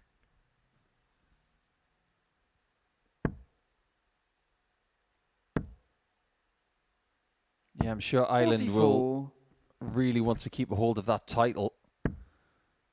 But it's going to be very, very difficult. 140. Your title is not really on your mind on Monday morning when you're here. You just want to get off to a good start. 140. You want to put some of the good things in practice into play. And Dowling has done that a little bit. 100. Particularly that 11 data in his first match. But since then, he did tail off when he was playing Lee Evans. And that's why Lee was able to win by 4 legs to 2. It's bullseye for Dustin. 96. He's looked pretty useful this morning. He's going to be causing problems for Dylan in this game. Who we saw get out to a good start in his opener before then just dropping off the pace against Lee Evans. And another positive start here. 14 data to hang on to the throw. Second leg is Dustin to 3 first. Game on. Is that the most Irish dart shirt you've ever seen? The green one, not the black one. 60. Is it because it's green with the Irish flag dripped around the sides? Well, that was kind of my point. 140. We were talking about Nathan Potter's shirt in the previous game, how it was a bit 140. okay. Well, that's got a lot going on. And that tells us all about who he is. That's more like it. 41. If you think I'm talking about dart shirts too much, think again, because it's important. It's important to people as well. 100. Because you look at young people coming through playing ADC vaults. They want their own shirt. They want to wear the same shoes as Littler. They want to have their own song. 134. It's all part of the package now. It's all part of the image, says a man who walked on with a shirt and tie. 100. And what's wrong with that? Nothing. Some of them were terrible. Some of them were all right. I'm never going to live down the tartan shirt. 56. Dustin, you require 101. That was a big mistake. Yeah, leave that in the naughties. Joe 15, double 18. 83. For what would have been the third Dylan, you require Tom Plush checkout of the morning so far. But Dowling needs just a solitary treble for a pop at the bull. If he doesn't get it, Dowling will be scowling. Problem was the first start was so nice. He was chasing the lie of the treble, and as a consequence, he drifted wide into the 5. 12. You don't often see someone go for 666 on the 18. That used to be a normal shot. It's fallen out of favour over the last few years. Maybe because you can leave double 3. Game shot. Excellent find there from Dylan. Dowling. When your opponent makes a mistake, you swoop in. And he's done it twice now.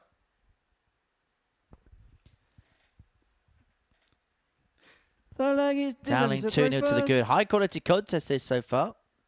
Game on. How many times have you said that today already? Well, just having a look at the numbers, and only one average below 80 so far. The 79.26 of Lee Evans in Game 4 against Graham Usher. Other than that, everything has been 39. Mid-80s, low 90s, the 97.5 we saw Lee Evans at the beginning of the day. It's been high octane, high quality, 100. and it's been played at a real rat-a-tat pace too. You might recognise these flights that Dowling's using as well. Not in this colour, but the person who's most famous for using those flights is Dirk van Dijvenbode. 140.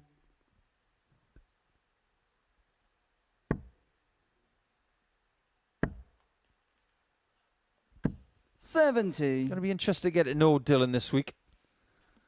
Just another talent coming from the Emerald Isle. And is from Galway, which is a beautiful town. It's had songs written about it by the likes of Ed Sheeran. Yep, and if you listen to some commercial radio stations, you'll hear it all day, every day.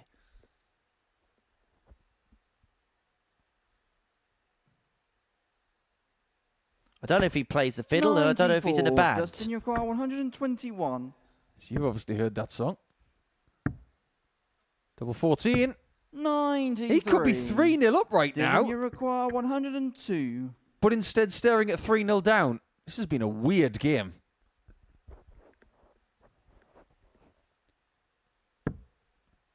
Bull or treble 14. Bull was the intention. 62. Straver Dustin, looking you at double require 14 to 28. reduce the gap back down to 2-1. Potential break back. Game shot in the And third we are leg. Dustin back on Straver. throw, back to 2-1, and Dowling knows opportunity missed there to really take a stranglehold of the Fourth leg is game. Dustin to throw first. Game on. I wonder if Dustin's got a middle name. If it starts with an R, his initials will be 60. DRS. So now's the time to put your foot down. Which is ironic because DRS does not exist anymore. 125. Well, it exists, it's just not used. We've got the boost now in Formula One. 100. Although, if you are a cricket fan, then DRS was once upon a time called the Decision Referral System. 57.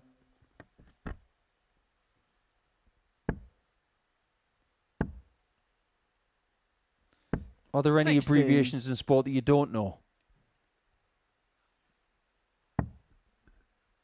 Oh, come on, Henry. You are a bit of a stator. 136. And you're proud of it. I do like a spreadsheet or two. Yes, you do. 100. If there's any more of a statter, you call me a nerd. There's nothing wrong with that. 95. What is it they said? Be careful to the nerds because they're going to be your boss one day. You'll be in trouble if I'm your boss. Something's gone badly wrong. 140. Well, something could go wrong for Dowling here. 88. If he doesn't take this 88 out, Straver is lurking after that wonderful 140.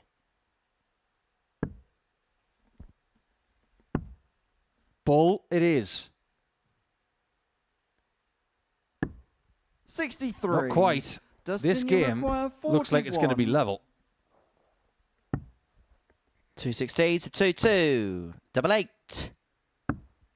25. Well, that double Dylan, you 8 require could have sealed a 25. 4-0 victory in another world. But in this world, Dustin Straver could find himself 3-1 behind. If Dowling can find the target, his opponent's just missed.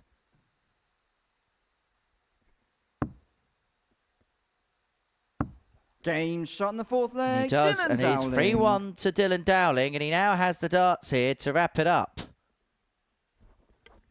I'm going to attribute Dowling with a word right now, Fifth which leg is I'm Dylan pretty to throw positive is going to first. change by the end of the week. I think Game he on. is useful. That can be seen as burgeoning. Someone who's got 40. a lot of talent. Oh, they're useful. See that player over there? He's useful. 60. That can change, though. That can become dangerous, incredible. We once said 85. that people like Thomas Banks were useful, and then they would go on to win the week.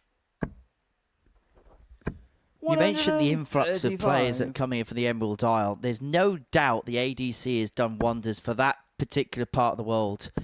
Because I spent a bit of time in Ireland a few weeks ago, and I was speaking to some darts 140. people when I was out there. And just the demographic of the country and the way it's split up, there's a lot of places between 140. towns and whatever. It's difficult for local league darts to get anything more than local league. Actually, the ADC vaults have kind of connected the dots, and as a consequence, the better players regionally have been given an avenue and an opportunity to kind of expand their horizons. That's really nice to hear. Because I'm 100% positive that that was the Dylan, you aim require 96. of the ADC when they went to Ireland. Would we be seeing Dylan right now if it wasn't for the ADC? I don't think so. 56. Dustin, you require 106. That is a subject we're going to come back to. But when? 70. Probably in the next game that he plays. Dylan, you require Dustin Straver could have won 40. this game 5-0, maybe about to lose it 4-1.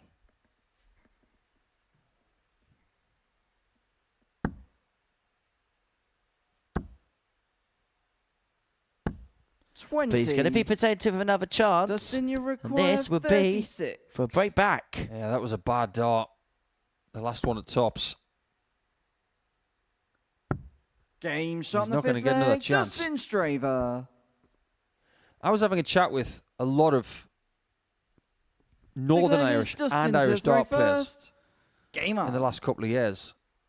And they were giving off some grievances about how darts on the Emerald Isle has 11. changed.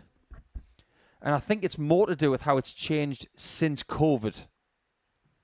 There's no longer a Tom Kirby Memorial Tournament to get into the World Championship. That doesn't sit well with people.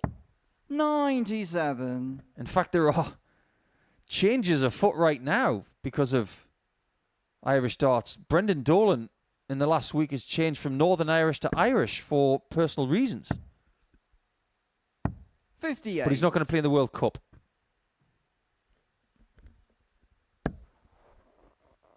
So I think the ADC has had a very good 96. impact at just the right time.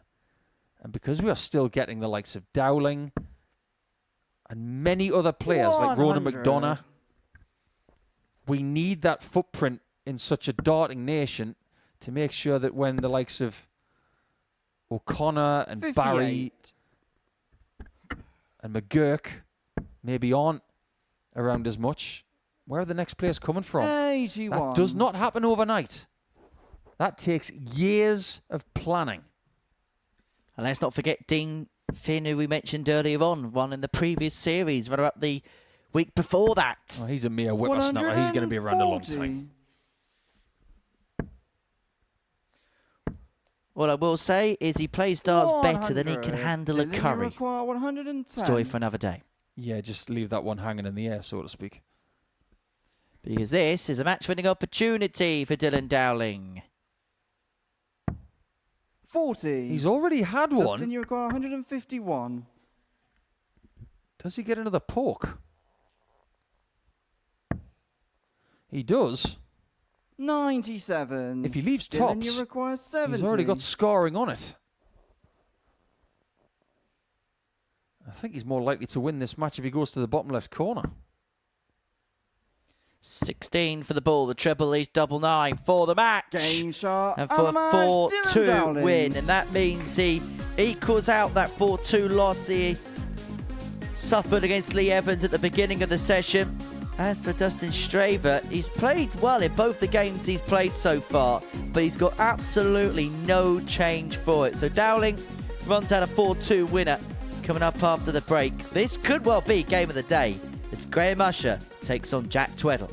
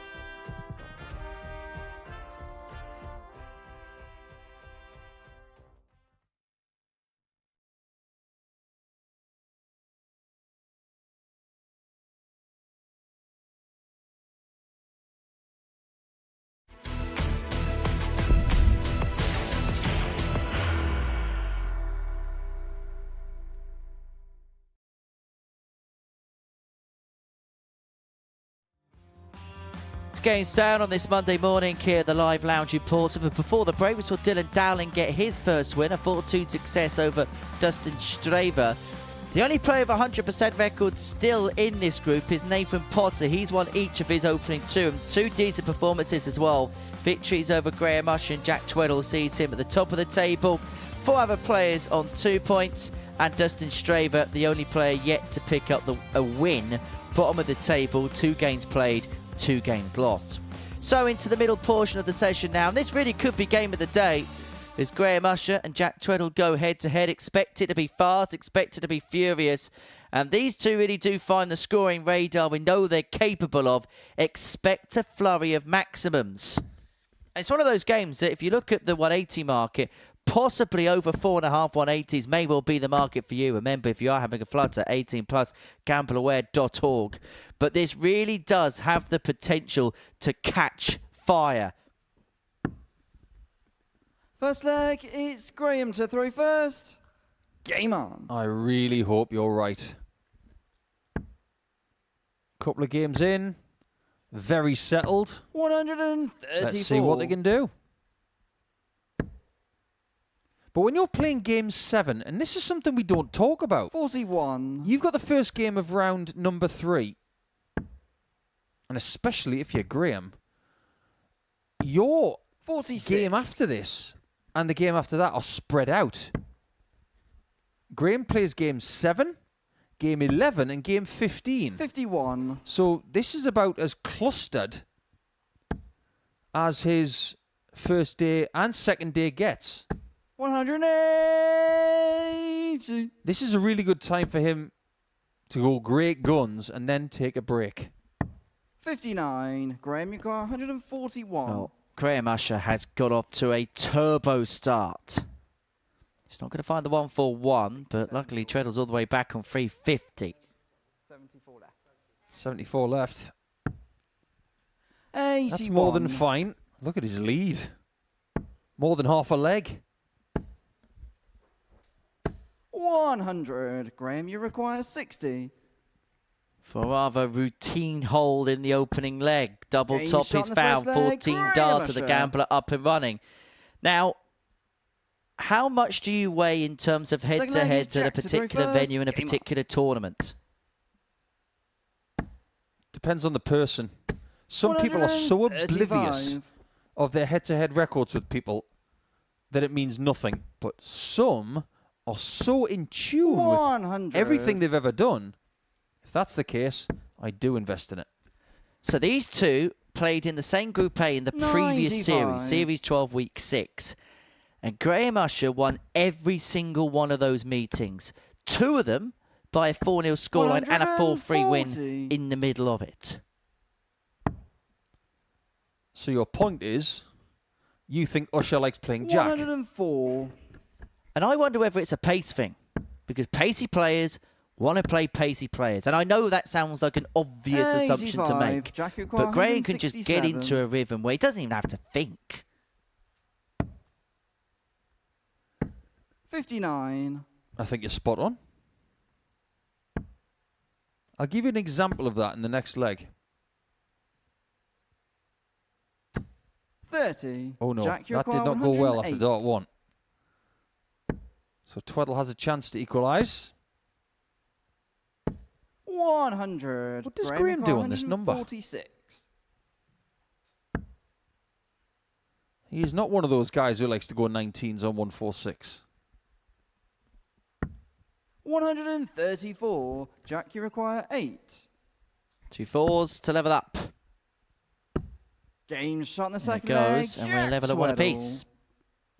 So you're right about pacey players liking playing fast Third players. leg is Graham to throw first. Game on. I was once approached by a fast player who defeated me 100. and at the end said, "Why were you trying to slow me down?"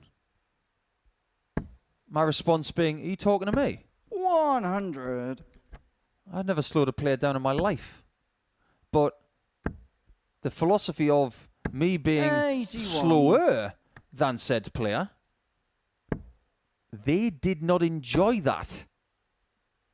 180. So it proves that faster players like to play against something of the same ilk. 180. I tell you what, if you're watching Group A last week, you must be thinking this is darts on speed dial. 92. Graham, you require 140. I love that reference. It's so glorifyingly retro because nobody uses speed dial anymore. 41. Now that's a Jack, you slip. require 129. That slip in a single one means it's a free darter if he comes back. Make that win, but he's already hit a double top 38. finish Graham, today you require 99. for 137. Not again. 59. Jack, you require 91. This really is fast. Doesn't get the double 17, so Usher needs 51. another tops to take a 2-1 Graham, you lead. require 40. Tops. Game shot the 2-1. third leg. And in Graham just under Usher. 5 minutes, Graham Usher's won the third leg of this contest. I said this had potential to be game of the day. And so Fourth far, leg is Jack to it's beginning to live up to that billing. I don't think that 5 minutes 31 game that McGurk did against Danny Van Tripe was ever going to be beaten. I agree. 100. There's some records that just look as if they're insurmountable. And usually it's the ones where you're against the clock, which is the ones you think at some point you just 140. cannot top. Yeah, 5 minutes 31 for 4 legs is ridiculous. And you've got to remember the standard as well. McGurk was averaging 100. 112.5. Danny Van Tripe was averaging 102 and didn't get a go at a double. Or hardly got a go at a double. 140. Scoring in this game, and in fact, they're doubling from Usher. He hasn't missed a double. 60. He's had 5 shots of 140 or more. Make that another. 140. This has been a blitz. 57. Do you know what you do Graham, when the blitz require comes in the 81. NFL? Get rid of the ball.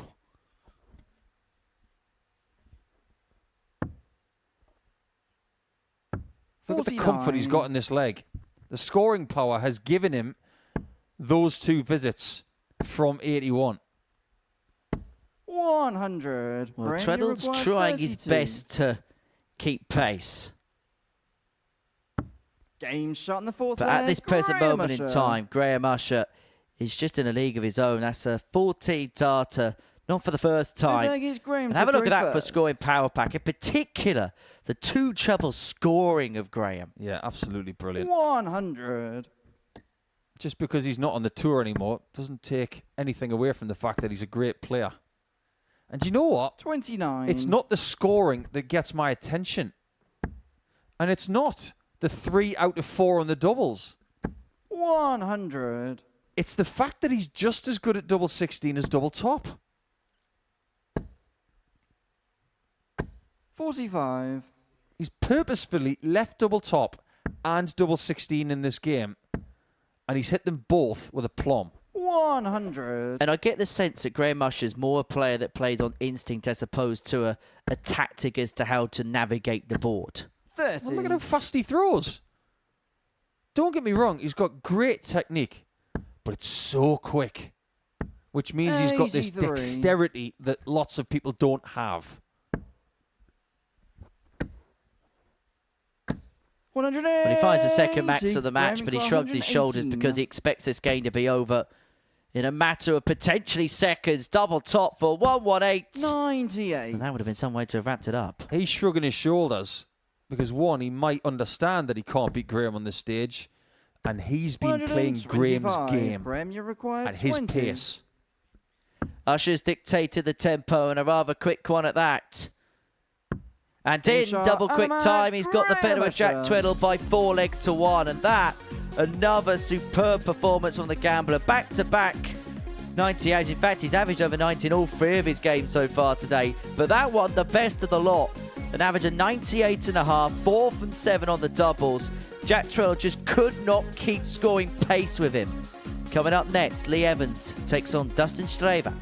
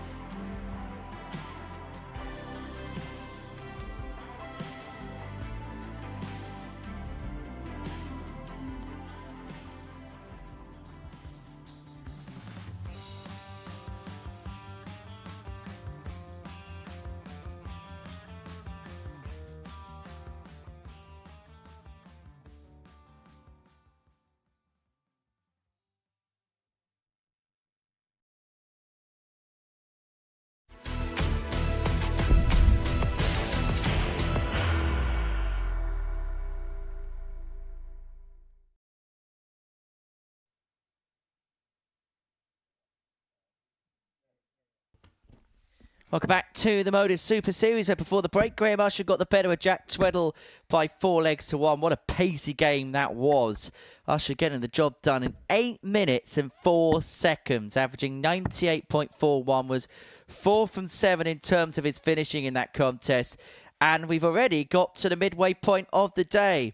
And Game 8 sees Lee Evans and Dustin Straver go toe-to-toe. Dustin, the only player yet to pick up a win so far in this group, but it's not as if he's been a whipping boy. Furthest from, he's played okay in both matches, but we often say this, don't we, Nico? When we have a group where we've got 3 or 4 high-quality players, there's usually somebody who plays okay, but runs into the wrong player at the wrong time. And so far, Dustin has been that player.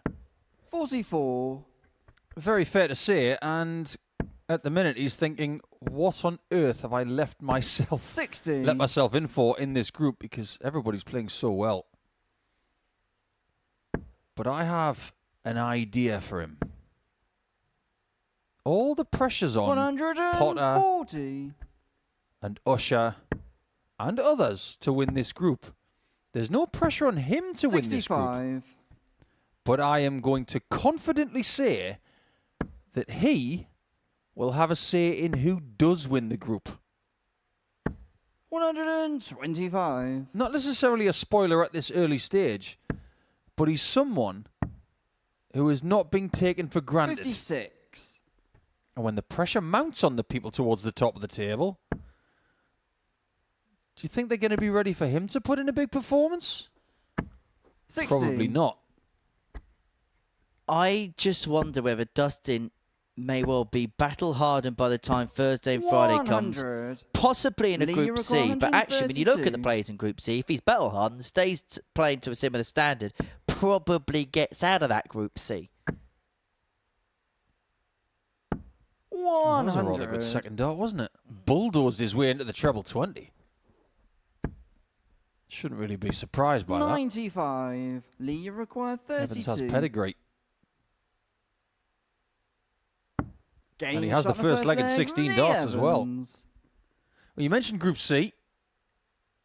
Tom Cromwell is going to be in that group. Second leg is Justin to the first. Very good.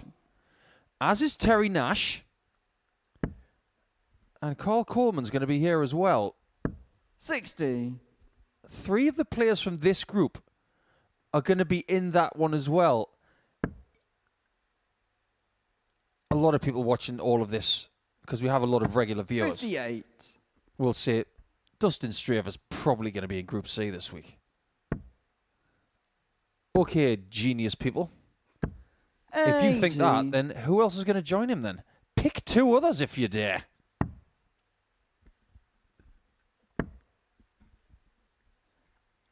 Well, we got to the midway point of the day, Nico. I'm not going to leave you waiting any longer. Are you ready for the Monday Tungsten 100. teaser? Oh, I was waiting for the drum roll. Oh, okay, yeah, sure. I could make up a drum roll, but it would sound very bad with a clacking pen. Anyway, today's Tungsten teaser is this. 118. James Wade became just the 2nd player to lose back-to-back UK Open finals yesterday. Can you name the only other player in UK Open history, or UK Open history, to do exactly that? Peter Wright. Well, thank you for giving us the shortest ever Tungsten teaser in history. 161. Yeah, because he won in 17 and he was in the final of 15 and 16. And that was almost a 161. One of Peter Wright's favourite shots. You require 86.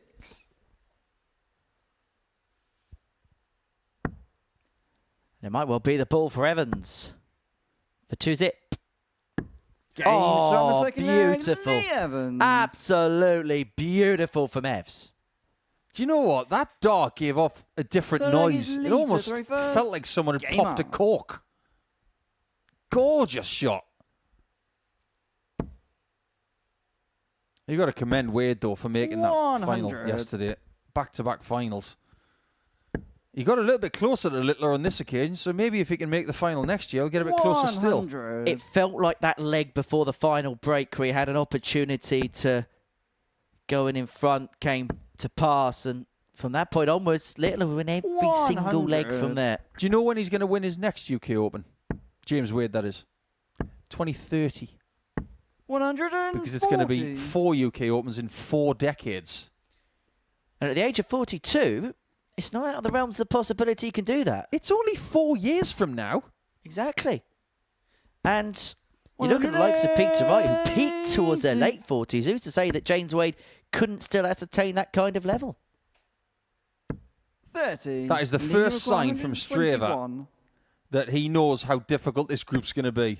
He's smiling because he's not playing badly, but he's being absolutely blitzed. 89. This is exceptional from Lee Evans. 40. Lee, you require 32. Dustin Straver must have ran over a ladder on the way in.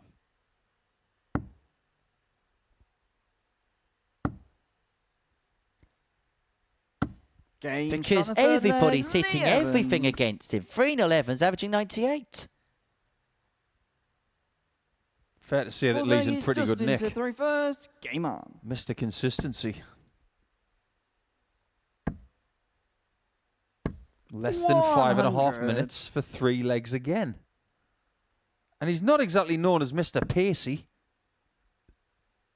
That's one thing that's changed in his game over the last couple of years. 131. He has picked up the pace a little bit and it suits him. 60.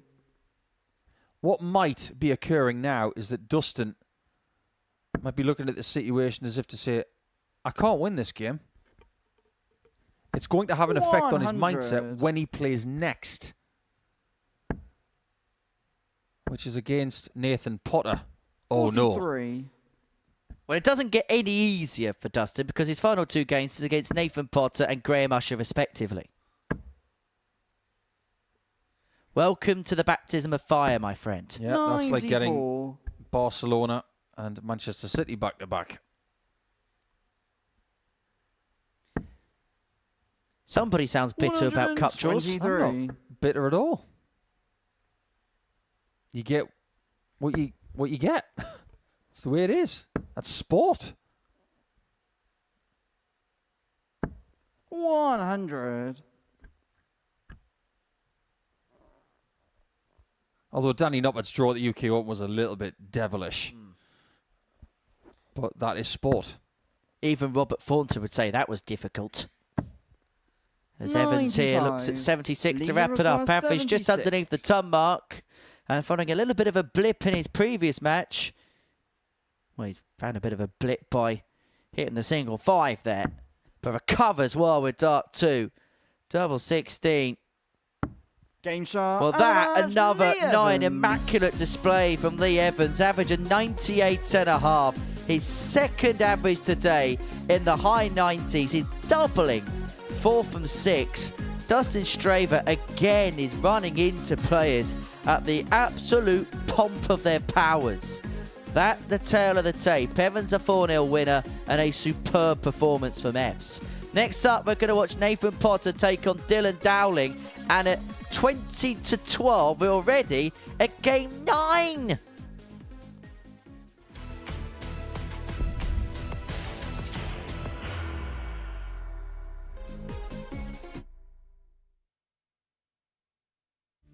You will be disappointed with that. He wanted to have one dart. Requires 20.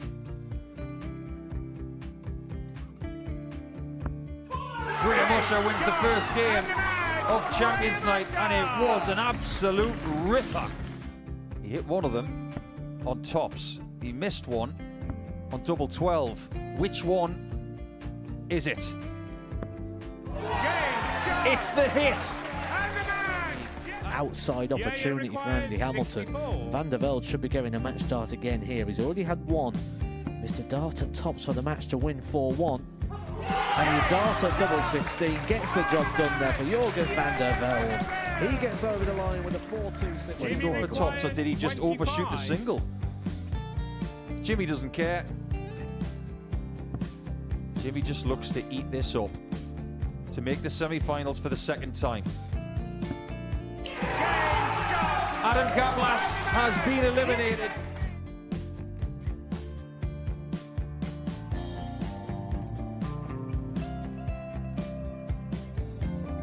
Keep us guessing. This time he's trying to leave double 18.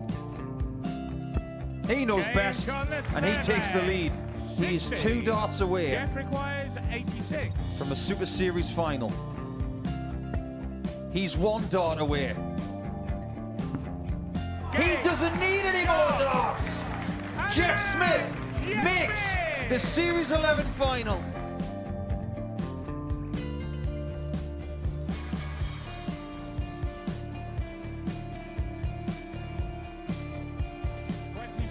Is Usher losing his cool a little bit here? Oh, absolutely. Right now, I'd say the head's gone, and you don't have long to recover. It is very, very short format darts. Vansky's halfway to victory. He only needs 1 more. Jimmy Vansky is yet again into a Modus Super Series final.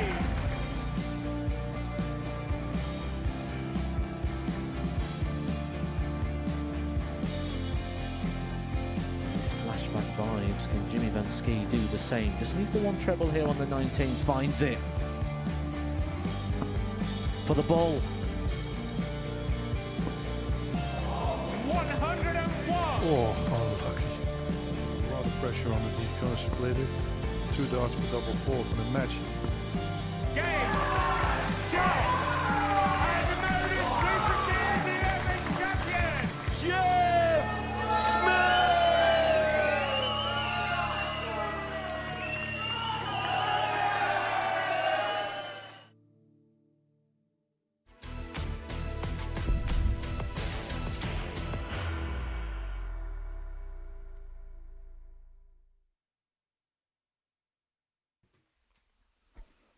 Hello again, everyone, and welcome back to the Pantheon of Darts, the live lounge in Portsmouth, a place where legends make their name and new superstars are made. And we are going to see potentially one of the next on the Henry Ford assembly line of tungsten talents in action here, as Nathan Potter, a 22-year-old from Eccles, tries to add his name to the glittering infamy of players that have played here at the Live Lounge. So let's get into it. He takes on Dylan Dowling, another fine young talent. Paul Nicholson is scratching his head, shaking his head and wondering, what the hell have I let myself in for? Another great game from this young man, hopefully, with Dowling causing him problems.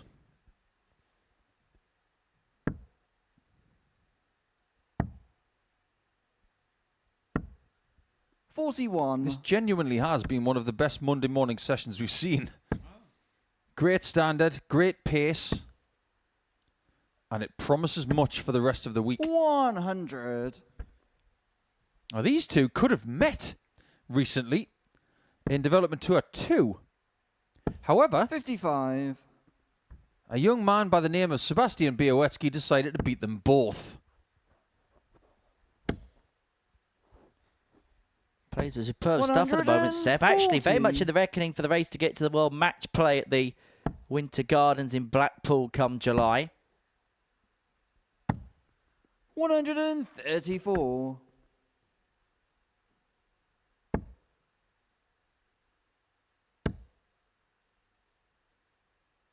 $85. How on earth is that doggone in there? I need to see his darts in slow motion. I need to figure this out. It shouldn't be happening as often as it is. 63. Nathan, you got 116. Where does this first one go? Okay, so it's still open. There it is, double 18. 80. And Dowling can do nothing about it. And if I remember rightly, on debut when he played at the Youth Week, it was his finishing like that. It was his ton plus hitting. 77. That was a real key trait Nathan, of his game. He just 36. seemingly had everything on tap, everything on lock. Game He shot finds the a first double leg, 18 Nathan there Potter. to take a 1-0 lead. You mentioned great Mondays and great Group A sessions.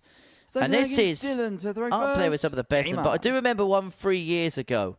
I mean, no surprise, it features a man who's now a 2-time world champion and 2-time UK Open champion. 140. He was in a group with Andy Bartons, Leonard Gates, James Richardson, Chris Gilliland. It was a little bit nuts. Excuse me. 97. Well, to be fair, you've wrapped off lots of players there that can do bits. And they have excellent CVs. 30. In fact, there is one of the records here at the Modus Super Series, which is from that Group A. Yeah, most match 180s, 9 in the game between Surprise Littler and Gilliland. And I suppose that, Max, was right on cue. And Potter's just beginning to go a little bit stir-crazy here, isn't he? 95. He's just beginning to find an uppage of levels, which is becoming rather stratospheric. 140. If he wanted to hit that 180, he would have stayed in position, but he was just leaning more upright on dart 3. 60. Nathan, you require He is 84. toying with Dylan Dowling right now. Nathan Potter is like a lion with a piece of meat right now. Game shot in the second Because leg. he is Nathan taking Potter. Dylan Dowling like a lamb to the slaughter.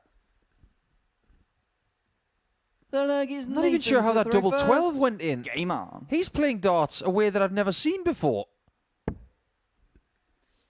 Now, he hasn't got a bad best pal in this sport. 140. A certain Charlie Manby. Them two very good friends. In fact, the first time Nathan played down here, he was cabbie to Charlie 34. at the Rising Stars Week. We tend to find that when these youth stars are coming through, they do make friends and spend a lot of time together. 57. Look at Mitchell Laurie and Kaya Beisel. They might as well be family. They spend that much time on planes, trains, automobiles, and ockies together. 82. Best mates off the hockey, but they love tearing lumps out of one another when they do play on the WDF circuit. And there's nothing wrong with that. A bit like the PDC in the early days. 100. They spent 50 weeks a year together, and they spent 50 weeks trying to tear each other apart. Of course, Charlie Manby, the defending Super Series champion now, providing he's not on the 37. day-to-day job on the work site. I'm sure he'll be tuning in to watch his mate Nathan play. If you are watching, Charlie, hope you're well, my friend. 92. Yeah, if you are watching, Charlie, all of the stuff around James Hurrell, that'll go down over a couple of days. Don't worry about that. 100. Nathan, you require There'll be another story by 112. Thursday. Probably your response to that would be a story. What you just said there. Anyway, bull! 87. I love the way he Dylan, goes you for got stuff. 148. He keeps you on your toes. Really enjoying watching him play it. 43. Dowling Nathan, can't you handle him. require 25. Almost double 11. Game But it's shot in the double third 12 and a leg, 3-0 Nathan lead. Potter. People are cantering in the middle of the schedule. And are we starting to see the Fourth leg two is Dylan strongest to throw horses first. coming to the Game fore? on. Or should I say 3? Because Usher, 98 average. Evans, 98 average. 140. Nathan Potter, 100. 45 darts to move himself to within a leg of victory. 45. But if you want to ask one Irish player, it's not about what you do at the start, it's what you do at the end. Ask Keane Barry, who 125. will be hurting right now because he had Gezi Price right where he wanted him at 9-4. That was on Saturday night. 88. Price would win the final 6 legs. Keane would only get 1 dart a double. But Price averaged 112 in the last 32. 6 legs. So based on what we've seen from Nathan, Dowling's got to do a Price. 94. But the problem is the player he's up against is the man that's just finding everything. He's the man that's just... He's just picking off a treble a visit, isn't he? Or at least a treble a visit. 28. That's not good. That opens the door. 2 trebles here, leaves him on a finish. Oh, I love it. 64. It's such a good route. Nathan Potter, I salute you because you have subscribed to the notion of I'm trying to leave a finish with my last dart. He didn't get there, but my word, he did almost everything right. If you want to learn how to play modern day darts, I suggest you watch this kid this 60. week. Dylan, you require 8. 2 fours. And this is the first chance that Dylan Dowling's had a double all game.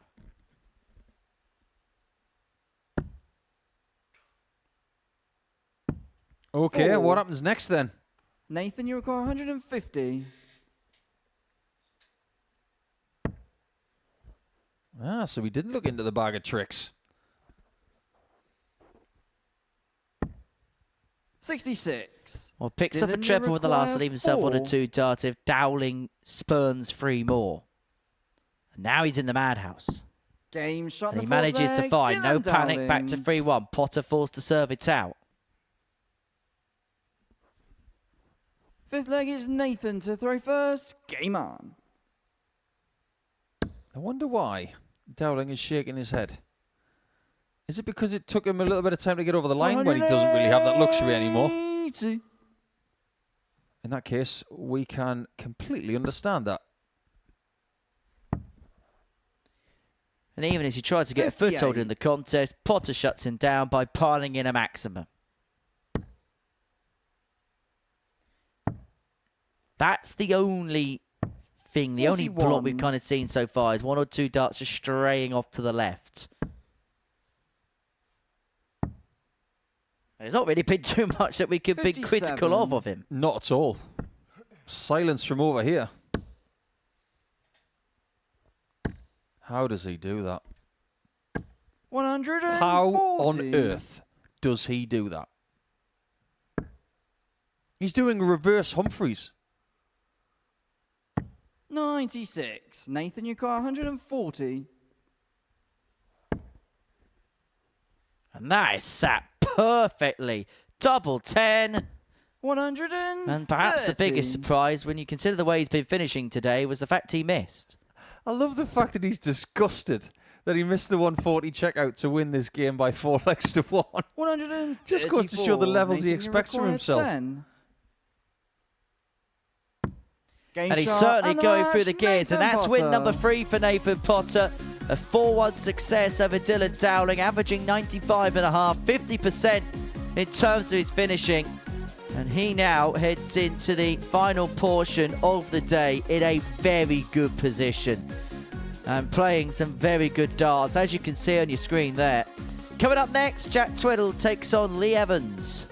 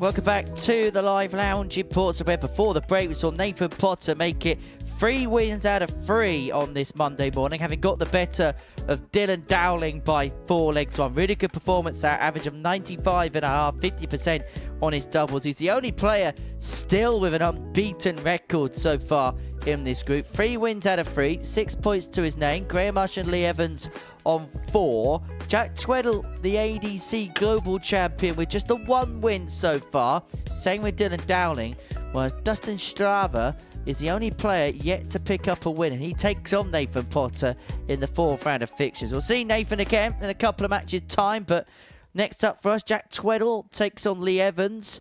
And as far as Lee's day is concerned, he's had 2 really good performances, averages of 97.5 and 98.5. The one in the middle, though, was a little bit stodgy. The one of 2 averages, shall I say, underneath the 80 mark that we've seen on this Monday morning. As far as Jack Tweddell is concerned, well, he's had to ride on the coattails a little bit. It's averaging around about low 80s for the day, averages of 83.92, 80.97, 82.66. And just 1 win to his name, and a player that we may be expected to be banging the mix. Paul Nicholson has got work to do if he's going to do exactly that. Very much so. If he gets the good version of Lee, then he could be in a lot of trouble here. 43. Our last 3 matches have all been won by a margin with high 90s stats. 135. Proving that this group has got more quality right now than most of the groups that we ever have assembled. 100. Tweddell's a great player, and he did very well 97. to win against Dustin Straver in that 3rd game by breaking in the last leg with 260 points and 5 darts. 140. But if he can't command his own throw in this game, he will lose. 125. Tweddell racks in a couple of trebles to leave himself at 87 after just a dozen. I suppose the question will be... 60. Jack, you require 87. Lee Evans has a slightly below par performance. The question might well be, he's having 1 on, 1 off. He's finding himself in a rather inconsistent place as Tweddell finds the double 5 to put himself a leg to the good. 2nd leg is Lee to throw first. Game on. You know as well as I do, Henry, that over the last 3.5 years in this building, there's a formula for success 57. As an individual and as a collective. If you were going to hang your hat on the 3 days of action in Group A, having an average, what would it be? Because usually we'd say about 85. 60. For 3 days of action in 45 games. I will be shocked if it's not well above that, based on what we've seen today. 95. Could be an 88, 89 average group. Yeah, it's not often you see a 90 group. Not often at all. But to have a 90 group, you cannot afford anybody to drop off the pace. And the problem is you have had a couple of iffy performances. If you're going to have a 90-plus group, you cannot see a 7 at the beginning of an average pretty much throughout the course of the session. 44. So what happens with the doubles? That's 34% on the whole. A couple of weeks ago, when Ron Meulenkamp was winning Group A, the doubles on the whole were just under 30%. Today, slightly better.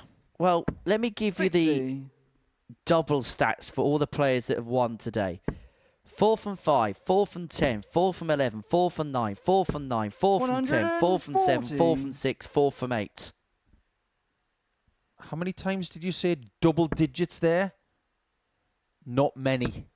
3 times in 9 games. There you go. 85. Point Jack, proven. And even still 2 of them were 4 from 10. That's still 40%. And Tweddell's already 1 from 1. 99. And he could be 2 from 2. And to be perfectly honest, there's not many. There's only one real stodgy doubling performance in there, and that was Dustin Straver, who was 2 from 13 in his game against Dylan Dowling. 81. Jack, you require 38. I get the feeling that Tweddell is getting the B grade Lee Evans in this one. He's got to make hay while the sun shines. 6. Lee, you require 98. So 98 for Evans to level up at 1 apiece. Well, went top service, 78 Jack, remaining, and the 32. double top would have left in double 19. This is not an easy shot for Jack. Game but shot not the second impossible. leg, Jack Tweddell. Again, just like Evans from earlier, on that double, he knows his angles. Third leg is Jack to Alan go first. McManus of Game darts. Can you see what's on my head, Henry? It's a B. 54. It's in my bonnet.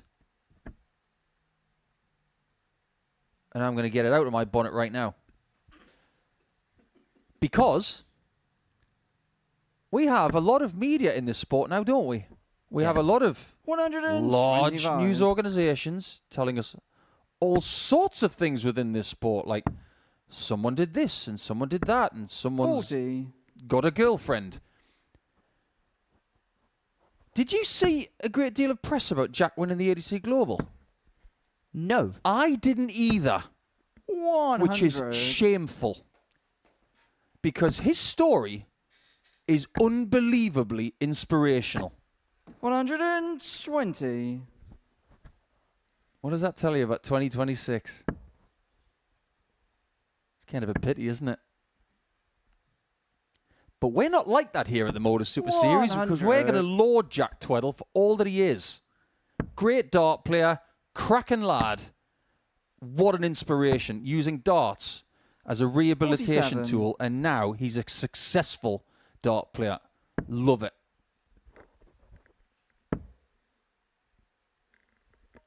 No clickbait in this commentary 58. box. But Jack is one of those people that just gets up and gets on. I know he does a few bits on TikTok and he likes to have a little bit of fun on there, but he's not somebody that plasters his life all over social media. He likes to get on and do the best possible job he can. Tots for Evans. Is the flight of Dart 1 in the way? 78. Jack, you require It wasn't. 148. Is there anything standing in Jack's way? Yeah, it's called Treble 5. 94. Lee, you require 40.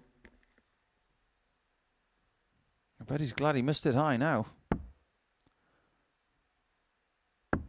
Game shot That's third plumb. leg, Lee Evans. To be honest, I'm surprised if one of the red tops did take the story up, that the headline wasn't dart player Fourth takes leg is family Lee to out go for first. carvery after winning biggest tournament of his career. Because that was exactly what Game on. he said that he had to do once he won the ADC Global, was to take his family out for a Toby carvery. Well, when Jensen Walker won a series here 12 months ago, he said he was going to get everybody a burger. I'm still waiting, Jensen. 140. Where's my burger? Well, it depends where you get it from, because it's from one or two of the establishments down this street. I really wouldn't want it. 60. Yeah, Jensen was the first person eliminated from the UK Open this year.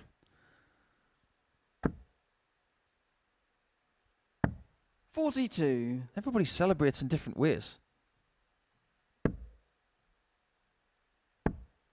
There's a phrase in 2026. 100. You do you.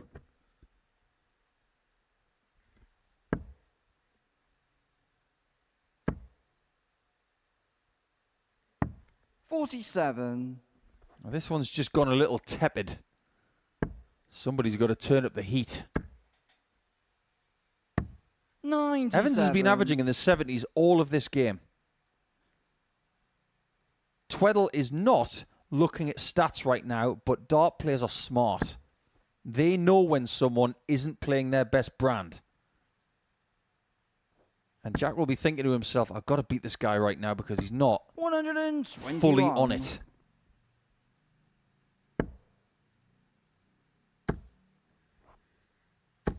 $140. Lee, you Well, require Tweddell is knocking on the door, and all of a sudden, these types of shots look like they must-gets for Lee Evans. Double top. 131. Flips off the flight and Jack diverts require low. 104. It shouldn't have been hitting the flight. That's the thing. My word, he throws those darts really hard. 64. Last Lee time he was here, I required likened it to 20. Indiana Jones's whip. It's so violent, that whippy action he's got.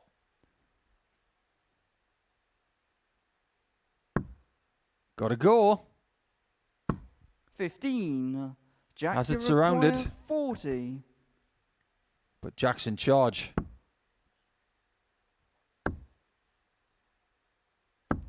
At 30. least he was.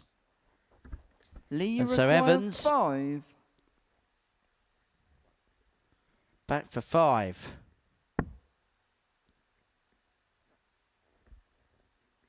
Two twos for 2-2.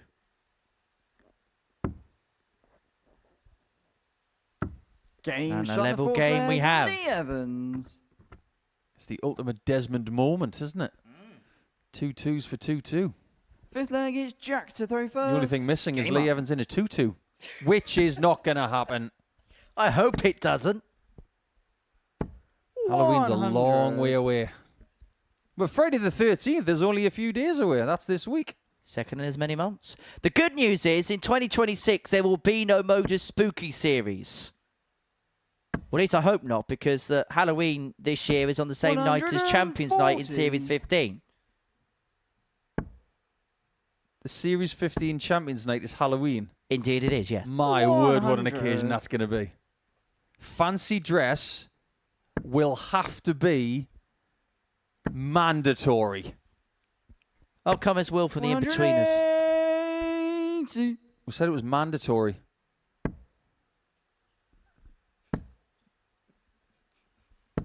$85. Can you imagine if the players came as fancy dress as well? What an inspired idea that would be. Dart player wins Super Series dressed as 140. Jason Voorhees. I suppose that Champions Night on Halloween would have to feature Jim McEwen and Ashley Coleman in the final. 95. Lee, you require 41. Well, Jack could be there dressed as Indiana Jones. Double 16. This is a big dart. 25. He could have had the Jack, lead you in a require game that he's been 121. subpar in. But Tweddell's got a chance. And he Game shot pops in the fifth leg, 1-2-1. Jack Tweddell. This game is a little bit weird in the best possible way.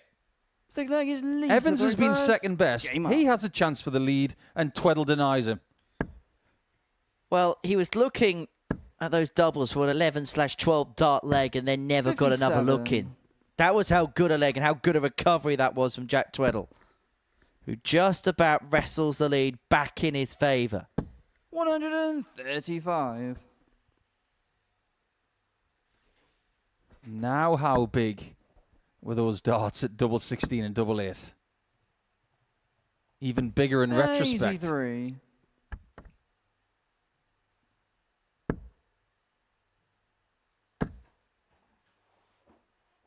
$59. I like that switch.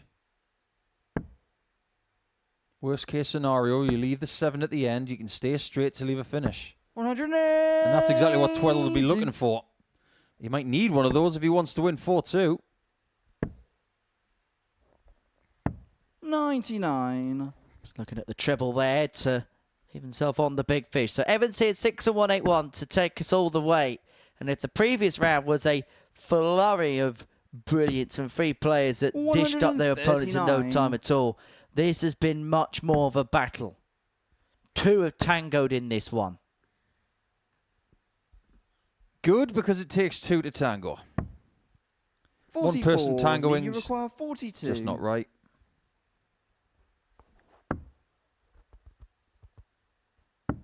Game shot. Evans gets that one right this time. Evans. This is a really interesting game. It's not about the standard. Like Henry said, Seventh and the final averages are leg very is similar. Jack to throw This first. is about battling Game on. qualities, and Tweddell having the darts here is critical.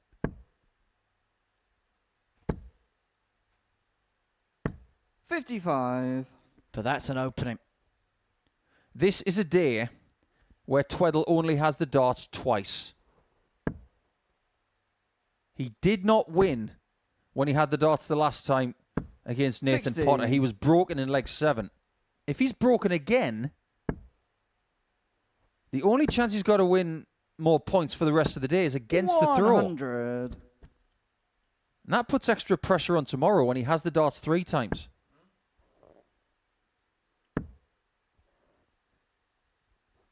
And the problem that both these players have got, you mentioned it 91. rightly, is the fact that Nathan Potter is already on 6 points.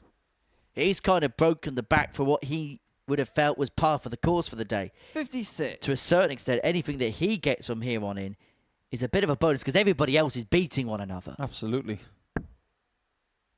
Potter has got Straver and he's got Evans left. 45. So with that in mind, does that make this game even more important 55. for Lee Evans? He's only got this game and the one against Potter. What's more winnable, this leg or the game against Potter? I'd have to say this leg. 40. But he can't get back into it right there. And he's let Tweddell off the hook because he got off to a poor start in this leg.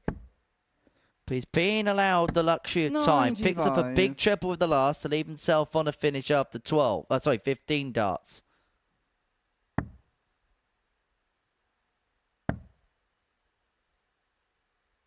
It needed to be heavy, and it 133. was. Jack, you require 140. Match point. No match dart. 82. I just wonder if Lee, there you is require one on the horizon 132. for Evans. If so, this would be an act of escapology. But that, just well wide of its intended target. So Tweddell, providing he stays straight, is going to get 2 match darts here at double top to wrap up a 4-3 win and win what Jack, has to you be said require at times, 58. a scrappy contest. Tops it is. 38. The 2 match darts have come to pass. Last time he was in this position, Lee, he you did not require falter. 56. He does there, and he offers Evans a chance. 24 left. That was a bit close for comfort.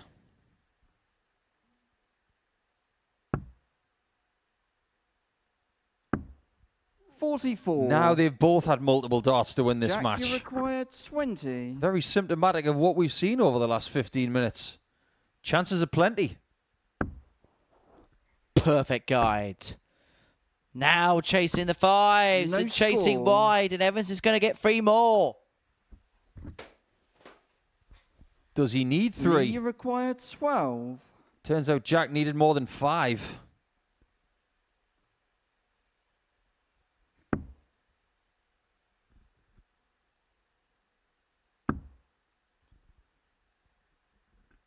He might have closed this off. He might have to go to the right. No score. Closed off completely.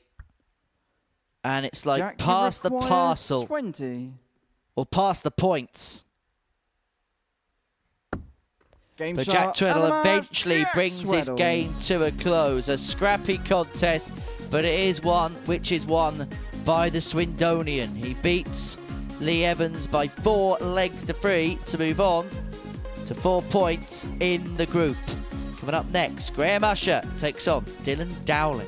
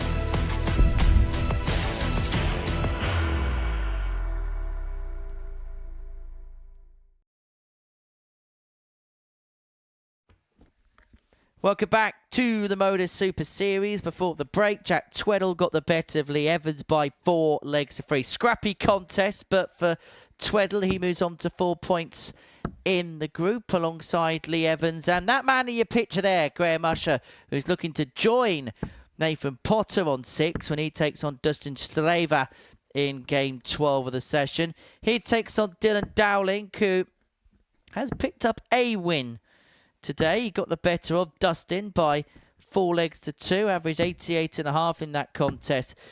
I just wondered, just seeing him 3 times now, Nico, and tell me if you disagree with me about this assessment. We know what he's capable of, and he's given us glimpses of some decent things. I just wonder, as of yet, have we seen enough in terms of his performance over an elongated period of time, which could see him last the full course in a game against someone like Graham? 135. With today's evidence, no. But maybe ask me again on Wednesday. 45. We need more evidence.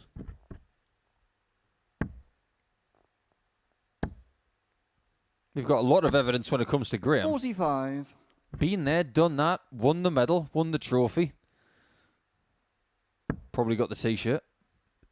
In fact, the only thing he hasn't got 96. is the series trophy. And he's been pretty close.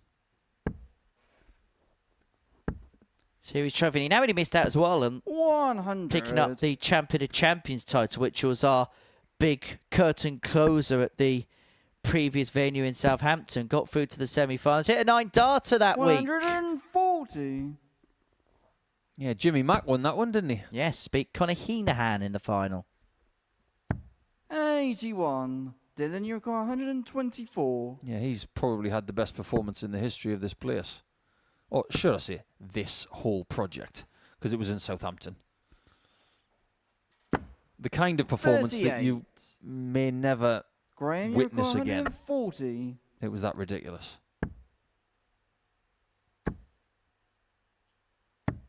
88. Dylan, you require 86. Maybe the 60 was closed, so he needed to do something else. At least 52 gives him options if he comes back. If he comes back. Game shot in the first Which leg. he doesn't. Dylan Dowling. There's a little bit of evidence for you. Second leg Under is pressure. Graham to throw He first. finds a very good 86 out on double 7. Keeps Usher at bay, leads 1-0. Now, we mentioned 83. Graham playing at the UK Open earlier on. He actually won the Worksop PDC in the Community Qualifier to get to Butlins Minehead. Beating Tom Sawford in the final by 4 legs to 1. There was also wins over the likes of Jacob Gwynn, Alex Jakes 100. in amongst the mix. Do you know, I think the qualifiers for the UK Open this year are a bit like packets of crisps these days. 60. Overly descriptive. We used to have beef crisps in this country. Now we've got Aberdeen 94. Angus beef Wellington crisps. And that's from one of the discount supermarkets. I wouldn't know what Waitrose would have. 98. Sorry, who? Here's a man who likes to simplify things. 140. There's a board, there's an hockey. There's 3 darts, and I'm going to throw them. He doesn't overcomplicate anything, does Graham? 180. Having said that, Graham require Dylan 84. is causing him a headache. 72. That headache might Dylan, turn you into a require migraine. 42. If this goes, Usher will be feeling sick.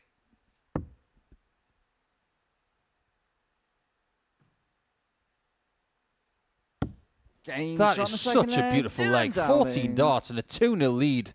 And just when we thought he was getting Graham at the wrong time, Third leg is he Dylan hits to throw back. First. Game on. 2-0 to Dowling, gets the break. Now, I might have done the most middle-class thing I've ever done working here at the Super Series. 59. And I've trawled through the Waitrose website. And you can get a truffle. 60. You can get a truffle and sea salt flavoured packet of crisps if you want. You didn't know they existed? I did not know. You just stick with your pre-sliced apple there, Henry. Hey!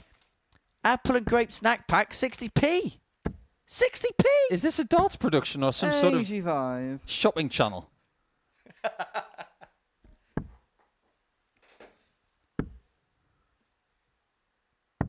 59. Well, Dylan, you shouldn't really be leaving 3-4-2 anyway. These players have got to get the memo. 83. If you look back at the second Players' Championship event of the season, Gerwin Price left 3-4-2. He hit a maximum 57. to leave 1-6-2. He would then get 3 more darts in the game. He couldn't finish it because you can't finish 1-6-2. It cost him the tournament. Don't leave 3-4-2. Or something of that ilk. 3-4-3 still applicable. 96. Listen to your Uncle Nico. 93. Yes, do. Hit double 18. Or double 9. 84. He wasn't listening. Dylan, you got 130. And I wonder whether it's a warning with a failure to heed could lead to consequence. Down and looking at 130, 1 treble leaves himself a poke at the bull. But that route towards the treble is rather obscured now. Couldn't smother a way through, so Usher back for 9 to half the deficit. 9.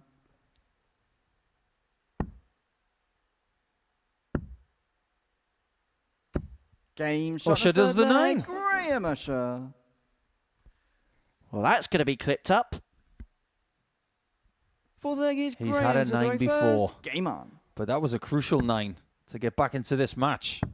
It could so easily have been 3-0 to the Irishman. And the man from Galway right now does not want to go all the way. 48. Of course, from Ireland, and it is Team Ireland 140.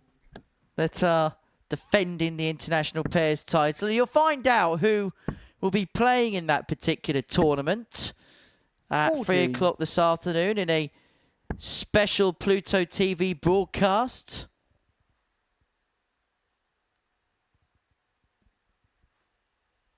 I mean, we've got wins, so we can't really 95. comment too much. I can't, I don't even know. Ah, the element of surprise. You'll enjoy it. 95. Graham Cry 170.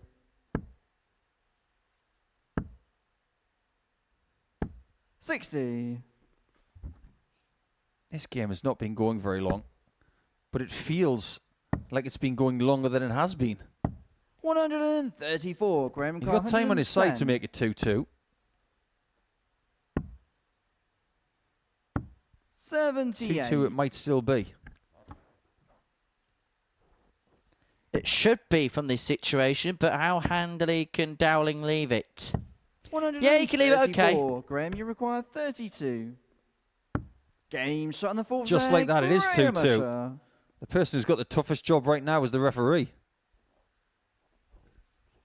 Fifth leg is Dylan. Well, he's had to become George Baker, half darts referee, half John McCririck, how quickly he's having to talk over things. 55. Ah, we love our George. Does a cracking job. 30. Do you know what really puzzles me, though? Graham Usher, when he had walk-ons at the European Tour and the World Series finals, walks out to Bon Jovi, the same song as Maras Razma. 180. When your name's Usher, why don't you walk out to Usher? 42. Because Usher's music's okay. Yeah, but that's you. Surely, if you got the nickname The Gambler, you walk on to Kenny Rogers. 81. I see your point. That's a very good one. 59. The fact that you know that song tells us a lot about you. because you shouldn't even know who Kenny Rogers is. I've spent enough times 145. in karaoke bars to know exactly what that song is all about. That's your excuse for that, is it? 140. Well, check this out. 40. Could be a 13 darter.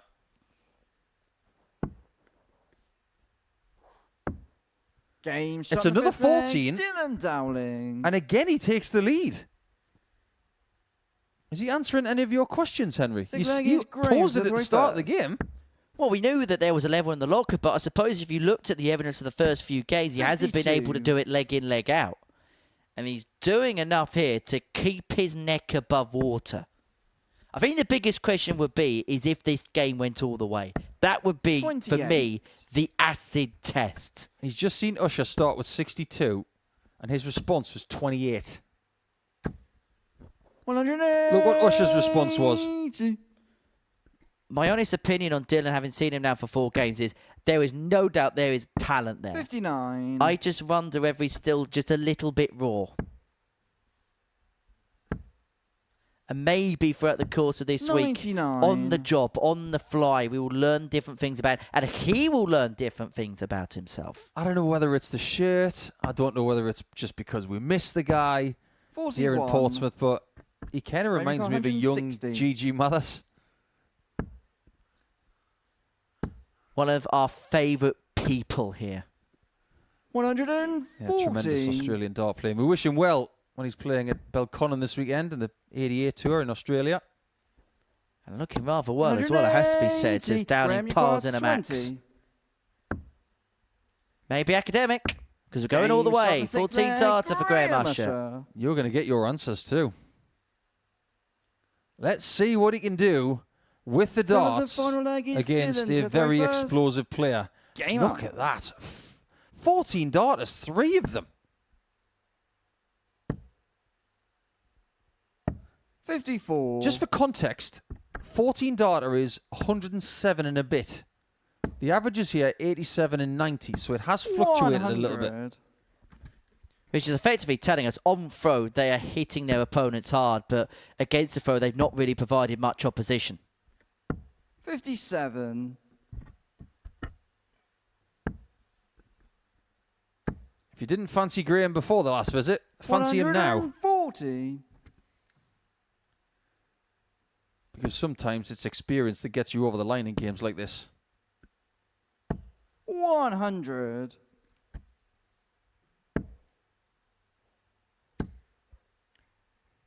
Me and Matthew Edgar were saying last week, timing is everything in this sport. And Usher providing his best leg against the throw when it's matter most. It was a 14 darts in the previous. They could get it done in 4 visits here. He's peaked at the perfect time. And he's got time. Doesn't have to go for the ball. 81. You saucy sausage. You went for the ball and you got a 10. He's trying not to flick a smile, but he knows he's a bit lucky. 100. Definitely landed on his Graham, feet you there. require 40. This for 6 points. Game shot. Back-to-back 14 darters at the end of that contest. Seals a comeback win for Graham Usher. He was 3-2 down before reeling off 2 legs in the space of 28 darts. For Dylan Dowling, he'll feel as if that's one that's got away from him. Usher, a 4-3 winner. Coming up next, we'll see if Nathan Potter can make it 4 wins out of 4 when he takes on Dustin Straver.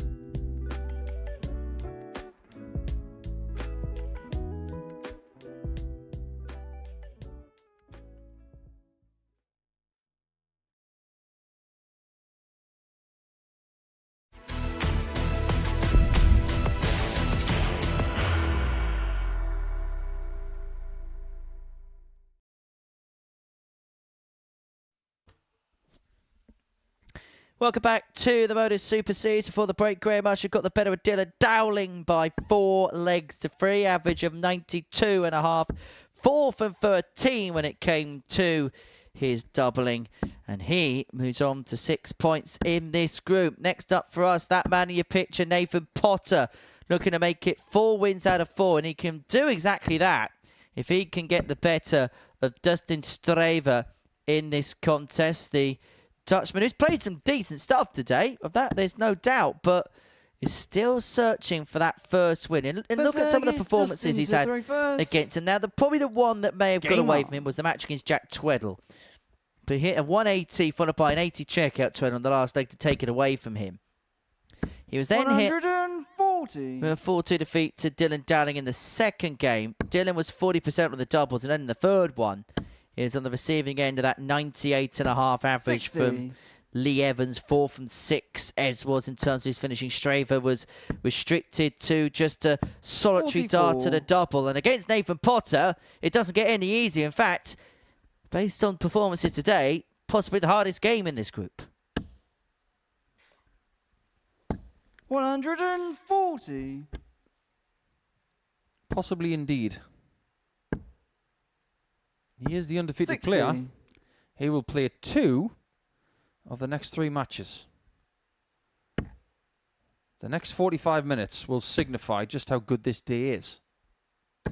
135. He will expect to win this game. But this is where Dustin can come into his own.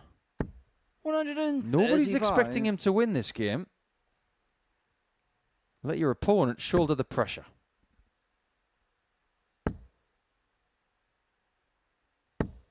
He's already got him under pressure. 122. He's on the finish first. It was always going to be a tricky 54 to find. 96. He's done Nathan well. 106. Do we need to tell you anything more about double 13? Because they were both trying to leave it. 54. Dustin, you require It's a new 26. game. It's a whole new ball game, as Sky once upon a time said. Game shot in the first leg. But Straver, Dustin Straver, who finds a double 13 to lead by a leg to 0. Curiously, if you do go to an exhibition that features just the one dart player and they're trying to win legs different ways, there is a way that you can win a leg 100 on only double 13. I don't know whether you're aware of this, Henry. 100. If you play a game of 501, or you could do 701 or 1001, depending on how long the format is, you only score on 25s and bullseyes, and the only way to win the game is on double 13 at the end to get the extra 100. point. You've actually brought to my attention the exhibition circuit, because Nathan's playing a lot on that this year. And so he's going to be used to the stage environment. He's going to be used to playing on stages like this, having people watch him. This isn't alien territory whatsoever, despite the fact that he's still a relative novice in terms of this format. 100. Yeah, the exhibition circuit has changed over the years. Used to be one person and a big crowd. Now, they are events with multiple players. 100. I remember seeing an exhibition in Cologne, Germany, where they had 9,000 people there. 101. It was ridiculous. And Peter Wright hit a 9-darter that night. You look at some of these gala exhibitions which takes place throughout Europe, and some of the crowds for that are bigger than half the Premier League nights. Oh, they are. Absolutely. 100. Straver had the better of leg 1. 32. Looks like Potter's got this one in the bank. Game shot in the second leg. Nathan Potter. Nathan Potts the green. Third leg is Dustin to throw first. Game on. Dustin Straver's probably thinking, where's the points coming? 108. There you go. The third dart lands plumb in the 60 and gives him the perfect start. It is going to feel weird at the Crucible this year without John Virgo. 60.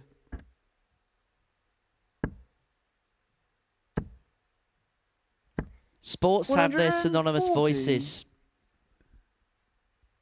And John was snooker's synonymous voice. You only miss people because they meant so much when you had them. 60. If you don't miss them, they didn't mean that much in the first place.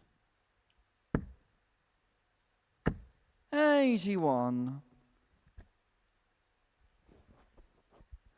We're only just starting to adjust to George Noble not being part of PDC life. And it does feel very strange. 100. Dustin, you require 100. Well, so far, this has been a game of 3 halves. 41. Straver, strong. Potter, strong. Back to Straver. Starting to resemble a Newton's cradle. 60. Dustin, you require 59. And usually, games like this see a lot of holds. Because the player with the darts in 19. hand usually just about do enough. What on earth happened there? I'm not even sure that dart penetrated the board. 57. Like it clinked off the barrel and then back out again. As 40. Straver looks at tops. This for 2-1. Double 10, now double 5. Double 5 eventually found. Justin Straver. And the Dutchman finds himself 2-1 to the good in the contest. I'd like to know what Nathan's Well, doing Nathan against to the throw throw here. first. It's Game on. like he's gone missing. He does look a little bit puzzled on the stage. 56. Yeah, that's his face for puzzled. First time he's played a Group A. His previous 44. appearances have been in Group C and B respectively. Yeah, interesting when you interviewed him this morning, he said that 8 o'clock was early. 43. It's really not. Might want to have a chat with Dieter Hedman about what early is. She's a postal worker. I actually saw Nathan 45. coming out of the hotel this morning.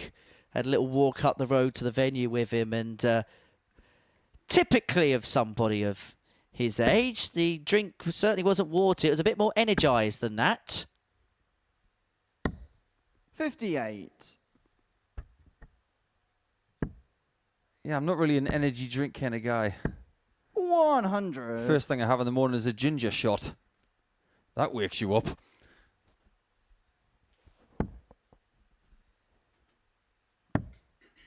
Can't go anywhere without a morning cup of coffee. 60. If I had a morning cup of coffee, Henry, I wouldn't be here. I'd be in the hospital. 100. Yeah, I don't think we can do off-tube commentary from Ward 6. Mainly because the Wi-Fi wouldn't work. Yes, that was on my mind when I 82. was thinking about being in hospital. Terrible Wi-Fi. Day's wage is a day's wage. 100. 105 or more. Or 162. 126. Okie Dustin, dokie. you require 112. He's just so aggressive. I love it. Double top. 92. Nathan, you require 76. Nathan Potter plays darts like Jurgen Klopp's Liverpool played football. All out attack. 56. He is a Dustin, you Gegenpress require dart player. 20. It's refreshing is what it is. But he could be 3-1 down. 15. You just missed a big chance, Nathan, Dustin. you require 20. Methinks you might just pay for that. Game shot in the Very fourth well leg, used, that Nathan marker. Potter. 2-2 it is. It could have been a lot worse for Nathan. Fifth leg Let's is face Dustin facts. to throw first. If you've Game got on. 202 left, most players these days are thinking, if I can get 420s and I'll go to the bull, 40. try and leave 72 or 97, which is a 2-darter. He's thinking 918s to leave tops. He's not thinking about leaving a 2-darter He's thinking about leaving a 1 darter. 60. And I absolutely love it. 60. What may also be slightly ominous is Nathan Potter could win this game despite being absolutely nowhere near his best. You've got to win different ways if you want to win this group. 91. You can take people out of the equation on the board by playing sterling stuff. But every now and again, 81. you're going to have to scrap one. This is a scrap. At least it has been in the first 4 legs. Things might change in the next 60 seconds. 140.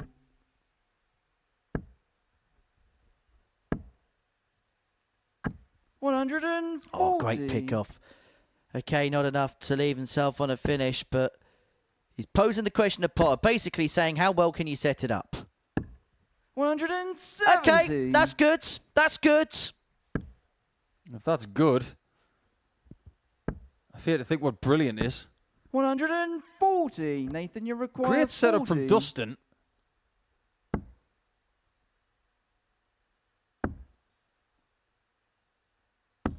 And he doesn't get a look. Nathan Potter. That will sting. But how good was the 170 leave? How good 6 leg is Nathan to throw first. is that from 210? It's flawless. Second 170 setup we've seen today. 100. And he seems to be finding his best starts at the end of this game, which is ominous. He's had his couple of legs where he was a little bit off the boil. He knows that his opponent hasn't been able to punish. He's put his foot on the throttle, and it now looks like a bit too much for Straver. Well, think about it this way. Very tumultuous times in the first 4 legs. 91. How much did he show the world as to how disgusted he was with his level of play? He didn't. That's the thing. If you're not playing well and you still have a chance of winning the game, don't lose your cool. 60. Just stick to the task. That's as much of a negative reaction as you'll see out of Nathan Potter. He'd have his little grimace to the board, 45. and that's it. He gets over it. Yeah, and how much did Dustin see? Nothing. Phil Taylor was an absolute master at it. You may see him bite the flights, but it was only you at home that could see him bite the flights. The opponent never did. 85. Nathan, you require 70. Another ridiculous 140 to leave this 70.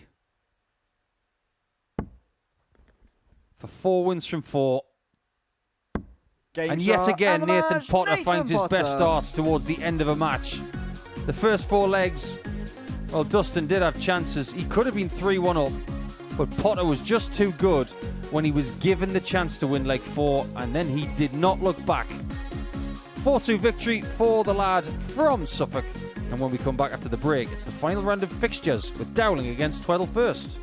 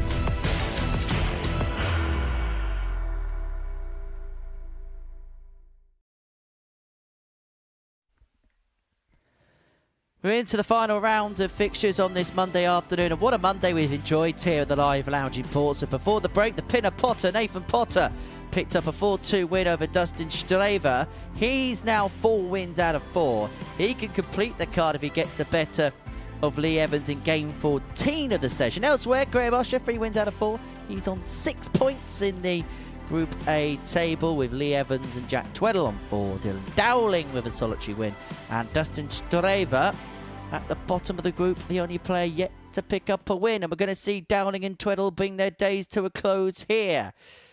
You get the sense already, even at this early stage of the group, it's a big game for both, particularly Jack Tweddell if he harbours realistic ambitions of topping the table, because if he loses this game and then Nathan Potter wins the next, he will find himself 6 points behind Nathan at the top of the table. For Dylan Dowling, he could pick up 4 points. I think he'll take that for an opening day and then First leg is try and move on into Tuesday and Wednesday respectively.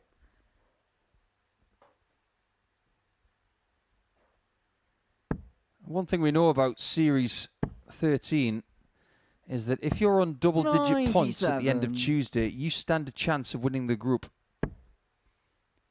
But you're far better off if you're winning more games than you're losing at the end of each day. So that means 6 points a day. But based on the numbers that we have had in Group A in Series 13, there's got to be one day where you just stand out from the rest. 57.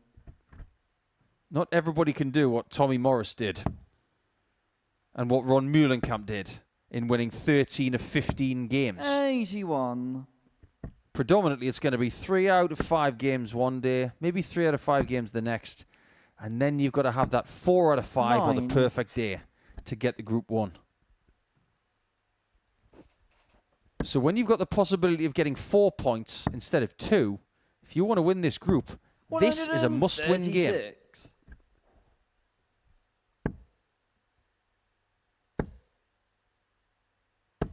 100. Dylan, you require Tom found, but Dowling still with 6 from here to take out the opening leg.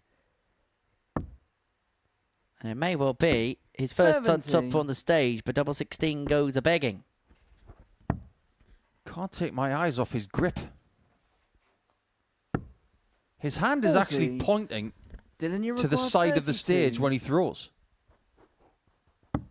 And it curls even more to the side when he draws it back. But it works. First leg, Dylan Dowling. And Dowling finds himself 1-0 to the good. And in terms of second leg is both players, in fact, you could first. probably draw 1 or 2 parallels because neither have played anywhere near their best, but Tweddell's just been able to claw a couple of victories out, which could have easily have gone the other way, particularly that game against Lee Evans last time out. 1-4-3, but Lee Evans could have so easily won that contest. Easily. But you're going to get a few games like that. My first reaction this morning to seeing Dylan's name on the slate was, I wonder if he's a relation to Kevin Dowling, the great Warwickshire player. 100. From Coventry. Been around a long time, Kevin. I don't think they are related. Maybe distantly. Easy mistake to make, confusing Dylan and Kevin Dowling.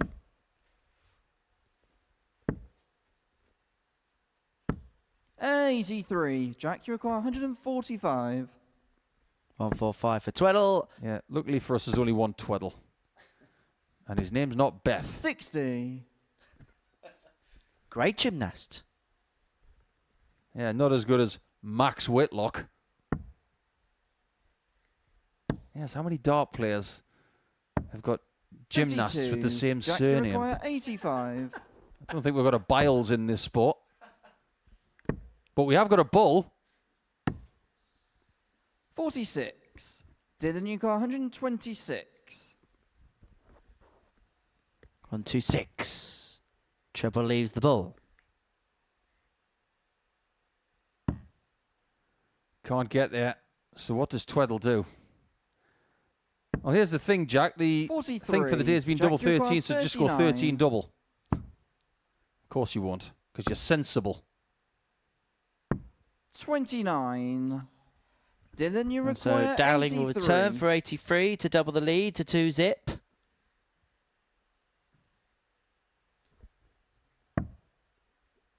And this game's being played out like both players' days, a little bit tentative at times. The balls I 58. missed. Jack, you Tweddell require returning, 10. given another chance at this double 5. Game shot in the second No leg, mistake. Jack 1-1. Tweddell.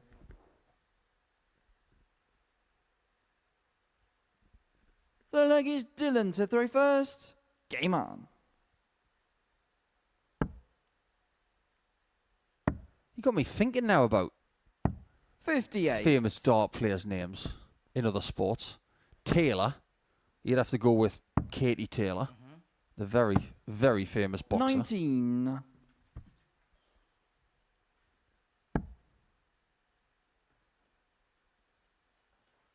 I don't think there's a Littler in another sport. Having said that, 140.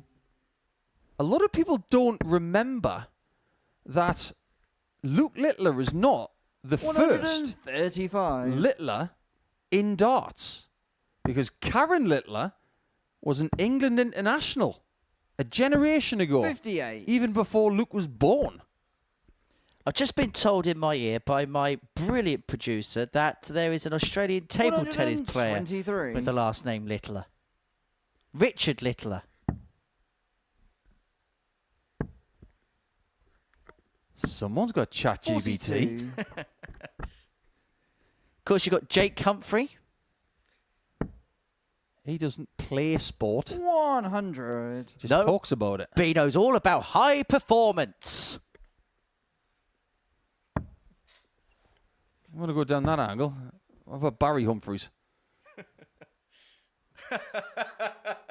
That's Dame Edna Everage to 82. Lehman. Jack, you require 124.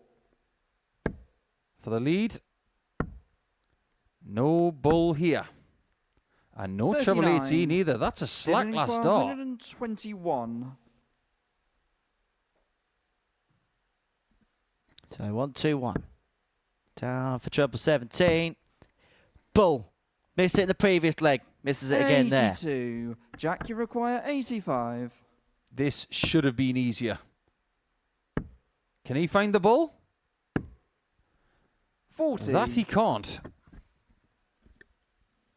Dylan, you require 39. He goes a different route on 39. Now, how often do you see 39 left? Not very Game often. shot in the third leg. You've seen it left Dylan twice Dowling. in this game.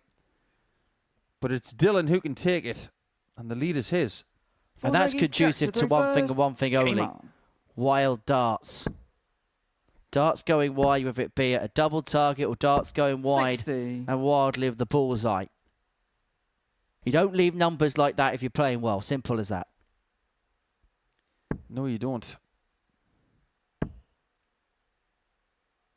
100.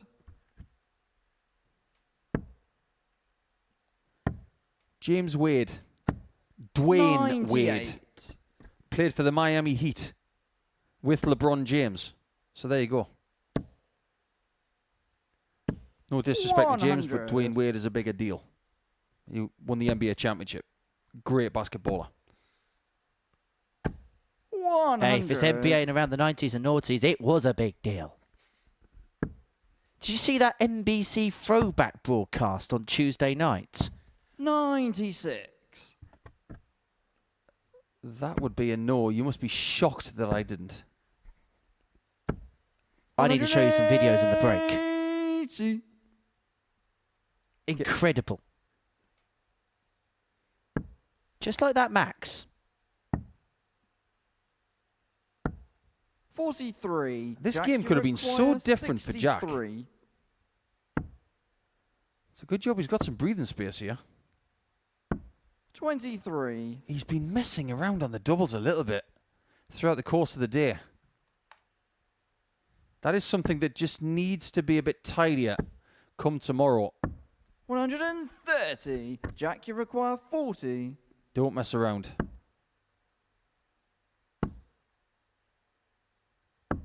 See, 30. this is where things get sticky. Dylan, you require You've had numerous 32. visits to take this leg. It looked like 2-2, rubber stamped, tattooed on our brain. Then all of a sudden, Tweddell just offers a chance. 16. However, you may have to get back the 2-2 tattoo. 10.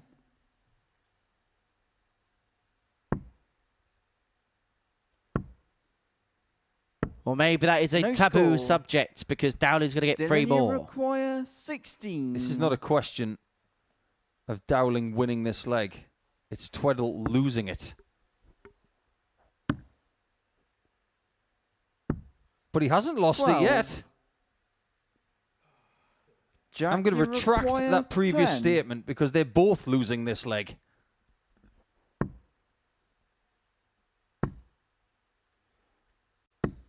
Games But from the fourth eventually, leg, Jack Tweddell smothers a double 5 to level up at 2-2. Both the legs he's won have been scrap fests. Fifth leg is Dylan to the Scrappy reverse. Game on. plagues. But it doesn't matter. A 9 is worth as much as a 24. 123. Not in the mind.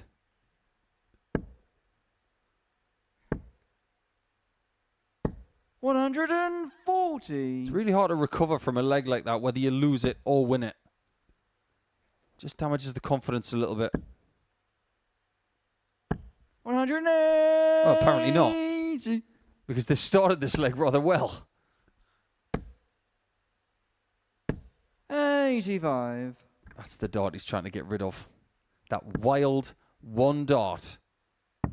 So it's 85 instead of 96. ton or 140. That's where he can change from being one of the best players at this level 60. to someone who is Dylan, you require handily on the Pro 102. Tour and who can manage that level. They are the differences. 66. Oh, 66 leaves Dowling on 36. And what a compare and contrast this leg is to the previous. 135. Dylan, We've you had the require weird. 36. Give us the wonderful.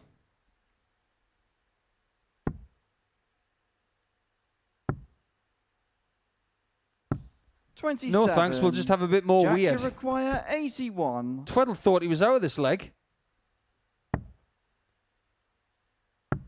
Oh Game boy, shot that's a the fifth leg, 14 dart Jack steal. Tweddell. He cannot believe what's happening here. No wonder he's scratching his head. Sixth leg is Jack to throw first. Over the last couple of Game seconds, on. he's been doing the Tweddle D and he doesn't feel Tweddle dumb. 2 from 15. 95. Dylan Dowling on the doubles. And that is where it's gone wrong for the Irishman. What has he got left in his 100. tank? End of his first day here at the Live Lounge. Game 5 of 5. Well, this is the thing, isn't it? Because Tweddle's been in a Group A before. 100. He knows exactly what he's going to do when this is over. He's going to go back to his accommodation, going to call his family and debrief. 41. When Dowling's finished here, he's got to figure out what to do when you're not playing darts, when you're not getting ready for games. It's part of the 56. struggle. It's part of the challenge.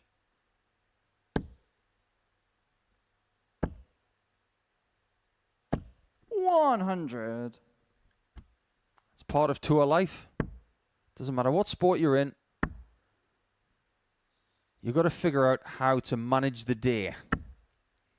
113. Looks like Tweddell is managing this game rather well all of a sudden.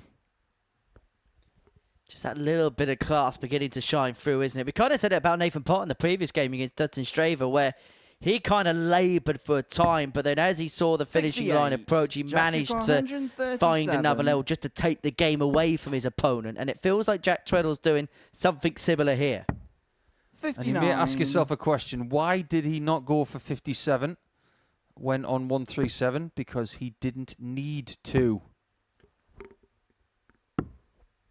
64. He didn't Jack, you leave require at all. 78. But he has left a chance to win the match. And that chance is at double top. 58. And that chance has come and gone. Dylan, you require A 128. game that's had 31 darts at double already.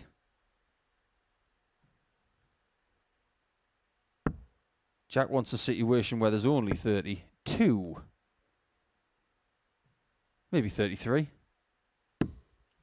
96. There's definitely going to be a Jack, you 33rd. require 20. To get it wrapped up. Double Game 10 shot, fouled, and the and Jack match, Tweddell Jack with Tweddell. a raise of the eyebrow. Knows he wasn't at his best, not just in that game, but throughout the course of the day. And so the fact that he's picked up 6 points on it, or from it, shall I say, will feel like an absolute bonus for him. As you can see, average of 77, missed 13 darts at a double, but he managed to do enough to beat Dylan Dowling for 2. Now, if Nathan Potter beats Lee Evans next, he will complete the card on this Monday morning.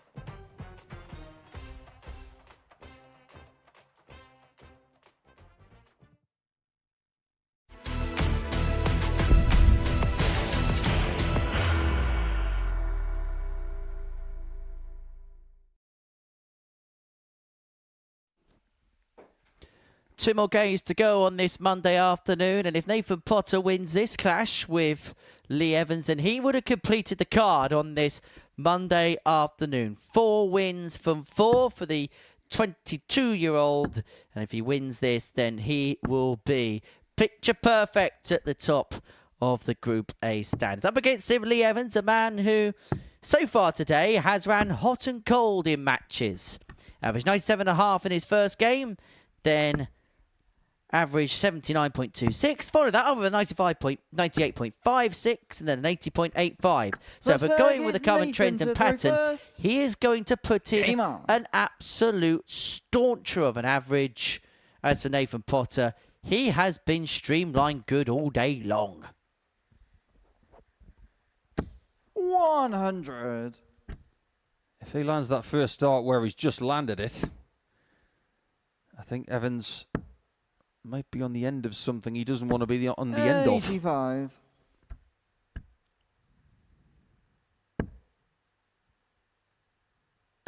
Two weeks ago when Ron Muhlenkamp was winning 5 out of 5 on his first day, that was quite apt because he would win the group, but he wouldn't win it by much. 100. He'd win it by 2 points in the end because Simon Whitlock would set a new record for Group A in second position. 140. 24 points and plus 27 leg difference, and that was only good enough for second. So do yourself a favour and just win every game. 180. But Nathan, nobody's you ever done require that in Group A. 81. Could be this week. Well, Potter's the only man left with a chance of doing so. 51. Lee, you Well, require 136. I know youngsters like to leave double 15, but that was rather audacious. Not one of them. Oh, he went double-double. Oh, 96. frisky. Nathan, you require 30. Didn't expect that from Lee. Game shot in the first leg. Nathan Potter. Honestly, double 15 is like an overly accentuated fringe right now. Second leg is Lee to throw It's first. so on trend. Game on. Have you been Googling trendy I've not been haircuts? Googling anything. All I got to do is walk the streets. And you can't see any kids' eyes. 100. Like sheepdogs. Well, turns out Claudia Inkelman's effect has rubbed off on all of us. 140. Yeah, I don't think it was her. The mullets are back. Not for long. They didn't last that long in the first 100. place in the 1980s. Honestly, you should have seen the haircuts that followed the mullets. We're in for a real ropey ride over the next 5 years. 85. And if you're wondering about Australian hairdressing trends, why don't you watch Paul Robinson's character evolution on Neighbours? 60. I was too busy watching Kylie Minogue. Oh, this is wonderful. Look at that. You can fit another 9 in there. 180. By the way, he's going a bit bonkers here. Potential 11 darter off the back of the 13. 140. It's not like Lee's playing poorly. Nathan, you require 96. He might not get a darter double in this game.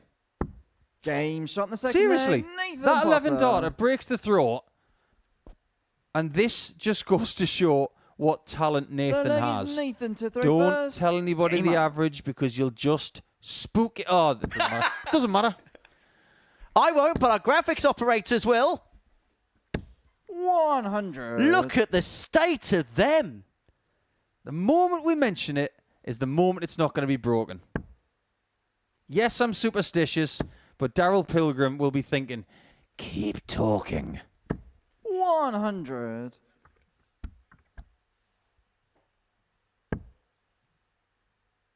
One, 2.69 is the record pace. 140. And I tell you what, Nathan Potter is just beginning to tiptoe around at 124.2. Do you know, Simon Whitlock 2 weeks ago on Tuesday morning, 57. if he'd been 4 out of 4 in his doubles, he averaged 111.33. But if he'd been 4 out of 4, he would have broken the record. 100.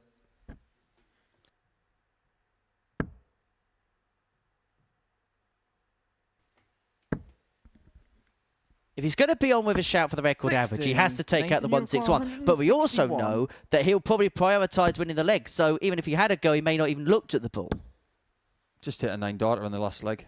100. sort it out. He's hit a ton and his average has gone down by 2 points. How bothered is he? Also, not just that, if he gets this done quickly, he can rattle through the last. 100. 531 Nathan, you require will be 61. close. Yeah, he's not going to do it. Double top. Although he Game might break shot in the 6 third leg, minutes. Nathan Potter. He's going to have to get a move on, though. He actually might need a 9 darter to break 6 minutes, Although but this his is an leads are astonishing first. display Game on. from a very special dart player. I reckon 12. He needs 12 and possibly an 11 to get it done.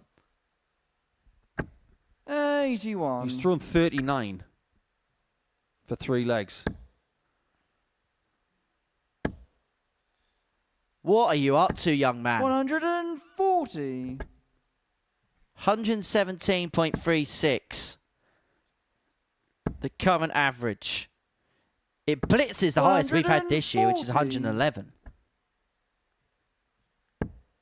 He's not going to break it, because if he'd found an 11, that would have been 50 darts for 4 legs, and that would have been exactly what Danny Van Tripe and Connor Scott have done at 120.24. However, there's a possibility he could break the annual average, the 2026 average, which is currently 117.88, held jointly by Bo Greaves and James Beaton on the Dev Tour. 100. And that's anywhere, not just Need here. require 100. Same format as well, best of 7. He's got to get a chance first. Look at Evans. We're focusing shot on the Nathan fourth Potter, leg, and Evans Lee is up to stuff as well. 1 darter double, and he had to hit a Fifth leg 4-visit is leg Nathan just to to throw get a first. shot. Game on. 13, 11, 15, 11. We have a word in the northeast of England to describe things like this. Mint. Ironically, the fact Lee Evans won that leg might help Nathan Potter break the record average again. He's not bothered about the average. I know, Right. but we are. I know, 100. but he's so in the zone right now that he's just enjoying playing so well. You always have your biggest averages when you've got no 60. idea that they're happening. This is the message to all of the young dart players. If you think about averages, you're probably going to lose. But if you don't 60. think about them, things like this can happen. Well, if he averages more than 114.1, he'll be in the top 5 averages anywhere in 2026. Jack Aldridge has 114.1. Shiji Seng has 115.62. Gezi Price 117.12, and those two 117.88s we've mentioned. Yeah, that Gezi 117, by the way, was against Michael van 60. Gerwen. That carries a little bit of extra weight.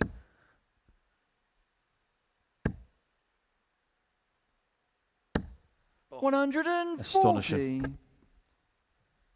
What a player. I'm so excited to be here this week just to watch him. And the thing is, as good as it is, it's not a surprise because we know he has this 140, quality. making you require Star 81. quality. And in an abundance. The ball. To cap shot off the of the most match, incredible Nathan Potter. displays of Nathan Potter. An average of 111.62. And for the most part, he was threatening the record average here. He was threatening the best average anywhere annually. And that completes the card for day 1 for Nathan Potter. And he saved the very best for the very last. And just a word on Lee Evans, who averaged 103.5, and he only got 1 poke at a double. And to be fair, he took it off the back of the ton. But Nathan Potter, perfect on day 1. 5 wins out of 5.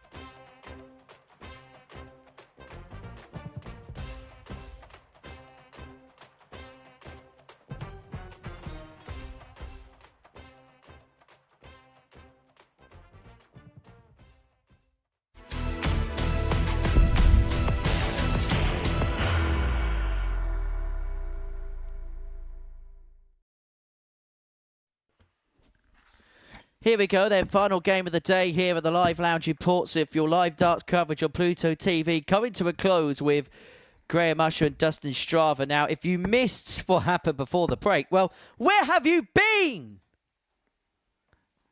Because Nathan Potter averaged 111.62 in a 4-1 dismantling of Lee Evans, who averaged 103.68 himself. 4 from 5 on his doubles in 3 180s. Game on. Paul Nicholson jumped out of his skin, is with me in commentary for this last game. 44. Still trying to recover after that wonderful performance. 100. Spare a thought for Dustin Straver. This is the group he's been given for his return to the Live Lounge. 125. And I don't think Graham Usher's in the mood to relent, because if he loses, he's going to be 4 points behind 81. Nathan Potter overnight, and he doesn't want that to happen. So poor Dustin has now been laid on the slab. 180. Uh-oh. Graham's in the mood. Dustin might be thinking, here we go again. 96. Graham, I don't you often require feel sorry for 152. dart players, but I do for Dustin today. He's been like a lone wolf that is trying to catch something that is 92. extinct. A+ for effort. He has thrown 54. everything he's Graham, got you at require today, 60. and he might come up empty. Tops, perfect guide to 10s. 50. Does it Dustin, go, you've and so got Straver's going to have a chance to win 170. in this first leg. He may have to reel in the big fish. And his chances haven't really been gilt-edged today. It has been having to... 140. Graham, you require We're not taking 10. out big combo Game fish. shot He the hasn't first really been able to leg, muster as Graham Usher finds Usher. the 5s. It's difficult for Dustin this week as well. He's the only Dutch So player now here it's Dustin to all throw week. first. What we've seen in the past from ADC Europe players is that 43. maybe they're in a group with someone who speaks their mother tongue and they can feel a little bit more at home. He's going to be a lone wolf all week unless he 60. finds some friends.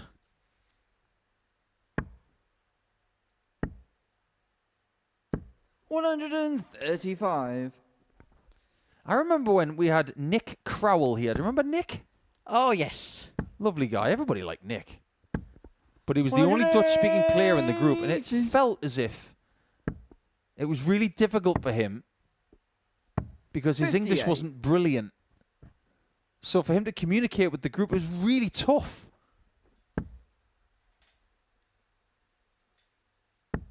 $81. Plenty coming up on Pluto TV. Once we depart you this afternoon, we'll have a international pairs launch show. That's on 3 o'clock. Join Chris Murphy, Paul Nicholson and 95. Scott Mitchell as we announce the 12 combinations of teams and the players that will be playing in it for the third edition of the tournament. And then following that, we'll have the latest edition of the Break of Throw series 140. with Phil Dustin, Taylor you've got dissecting the 170. throw of world champion Luke Littler.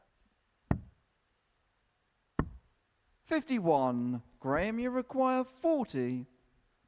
So she looks at tops. Well, we spoke about a good performance last time out from Nathan Potter. I didn't think he shot could the hit that. second leg, That Graham is a Usher. ridiculous start. He made it look easy. Third leg is Graham. Graham to throw stacks his first. darts in the board very flat. His ability to find 100. 15% of the left side of that bed. Genius.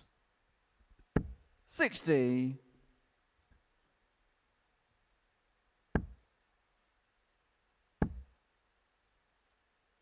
And that's what makes Graham so watchable. He's not just quick. He's good quick.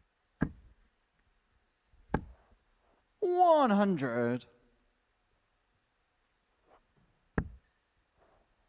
It's like watching Ronnie O'Sullivan in his pomp. Potting balls and potting them 79. quick. It is a little bit, isn't it? Can you imagine if we assembled the best players in the world 100. at this level that are all fast? Just how entertaining it would be. We could call it Speed Week. 45. They could play 501 in the time it takes some people to play 301. If you're watching Group C last week, you concur. 26.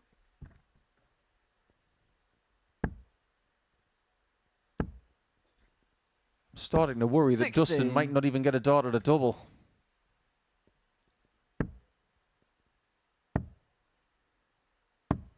I did speculate that he could be in Group C this week. It's looking more likely now. Tops. It was open and then it was closed in about half a second. In under 5 minutes, Graham Usher is 3-0 up. Fourth leg is It just goes to show, doesn't it? This has been fast. He's got a fast opponent. He's playing really well. And yet he's not going to get anywhere close to the fastest game. The Scarborough Speedster is racing away with this.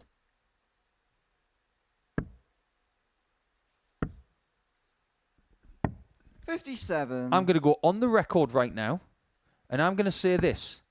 If Shane McGurk's 5 minutes 31 game is broken this year, I will, on a live broadcast of the Modus Super Series, wear a New England Patriots jersey. Because I'm so confident that it's not going to be broken.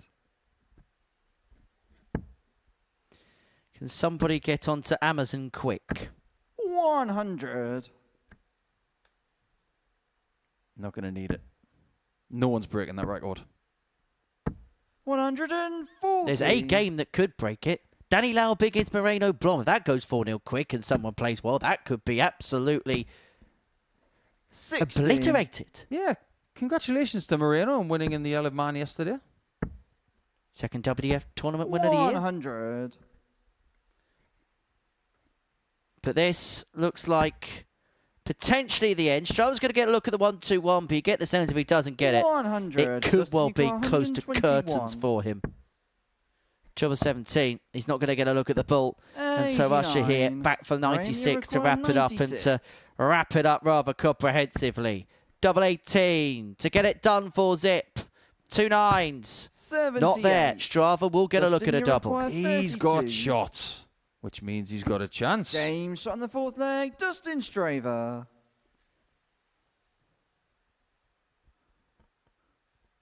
Fifth leg is Graham to throw first. Game up. Look at his face in the background. He's just happy to get a leg.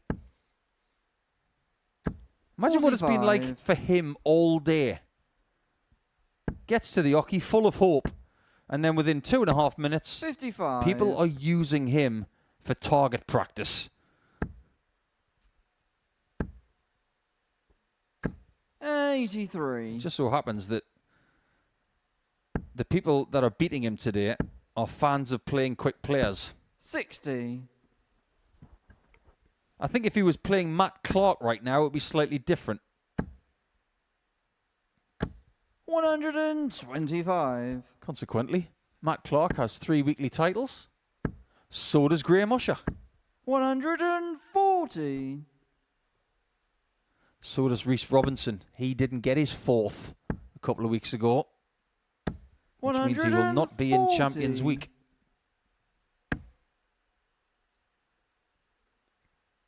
Straver did well to win the previous leg. But it looks like this is going to be a bridge too far for him. Usher, 108 to get it done, to get it won. I thought he was going to go for the 48 on dart 2. 161. He's going to get easier shots now to close this off. 64. Graham, you require 52. And he'll be more than happy with 8 points for the day, but he's missed a big number.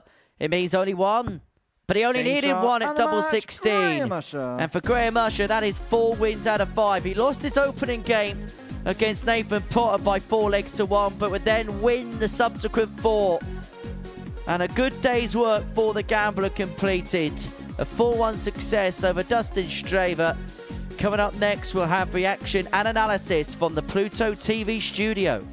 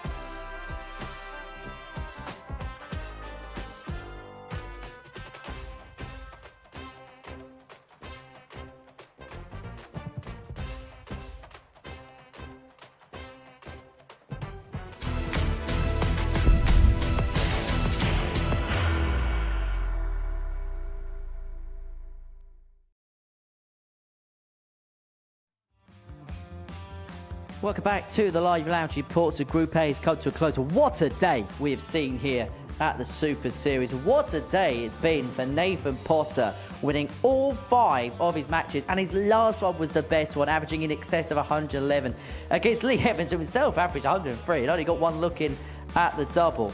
So he's at the top of the table. He's won all 5 of his games, 10 points to his name. Graham Usher lost to Nathan Potter in the opening game of the session. He won his last 4 to finish on 8 points. Jack Tweddell on 6, and as you can see, a uniformity in terms of the table. Evans on 4, Dowling on 2, and Straver without a point to his name. What a day, Paul Nicholson. What a day. Not bad, right? Not only was it quick, it was really good. Nice standard of play from most of the players. I felt really sorry for Dustin Straver because I think he's been thrown into one of the biggest groups that we could possibly assemble at this point of 2026. There are people who are genuinely in form, people with lots of confidence, and when people are beating you quickly, it makes it feel even worse. The standard was fantastic. Well, there's only one place to start, and that's Nathan Potter. Average of 111 in his last game against Lee Evans. And actually, there was a point, well, a large portion of that game where we were looking at the potential record average for this place. Yes, we were, and obviously he takes out the 81 to complete the last leg. It's a nice way to finish a great performance as well on the bullseye. But you do not average 111 unless you are a very special player right now. Sometimes reputation might win you the odd game against someone who might revere you. But the thing is, Nathan is very young. He's not particularly raw. He's quite polished. The fact that he can put in a 111 now, it tells you that he is a very, very special player. The scary thing is, there's another level. Look, that's going to get the headlines. Of course, it isn't deservedly so. But actually, you look at the other 4 performances. Yes, there was one he got away with. But other than that, throughout the whole course of the day, he was just destructive, wasn't he? He's assured as well. Certain portions of the day, he wasn't playing particularly well. Not very many minutes. But when things weren't particularly good, he was able to bounce back within about 2, 3, 4 minutes. Found himself 2-0 down in a game, got it back to 2-2. Next thing you know, he finds that extra gear and gets it done by 4 legs to 2. So we've learned quite a lot about Nathan Potter today, and I am genuinely chomping at the bit for Tuesday morning because I want to watch him play again. It's not bad for someone who's not a morning person. I beg to differ. If he plays like this again tomorrow, I think he is a morning person. Elsewhere, Graham Usher, he won 4 out of 5. The only game he lost was to Nathan at the beginning of the session. There was a lot of good stuff in there. Yeah, there was. I think sometimes Graham can be a little bit erratic, but today he looked in pretty good nick, and he should be, because he was in Minehead over the weekend, and when you're getting ready for a UK Open, you should be sharp.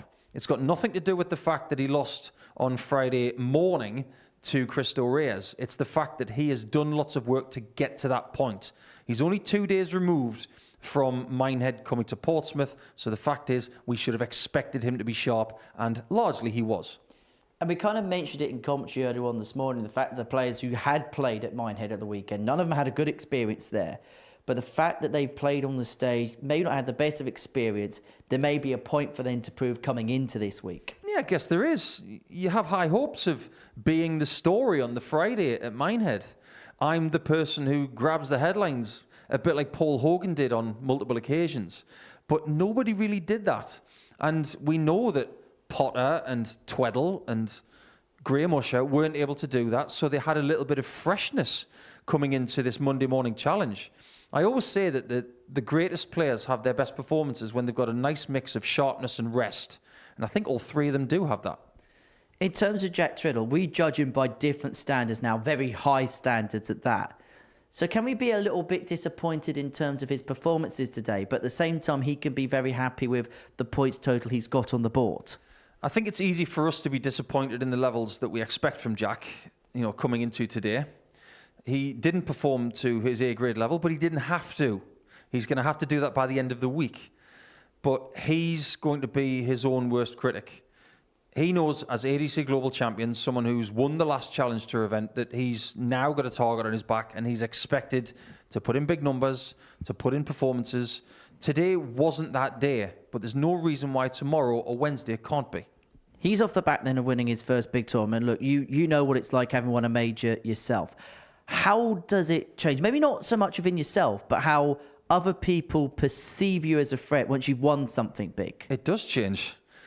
I think when Luke Littler walks into a room and people say, well done on winning the UK Open, it's become the norm because he's used to winning pretty much everywhere he goes now. But if your big victory comes out of the blue a little bit, then all of a sudden you're confronted with tens, if not hundreds of people congratulating you, and it takes you off your stride. Over the last couple of months, I will give full props to Jack because everywhere he goes at this level of the sport, people are saying, oh, well done for what you did on January the 4th. Wonderful stuff. He's still won since then. That shows something to me. So now he's just got to win again, and it starts tomorrow.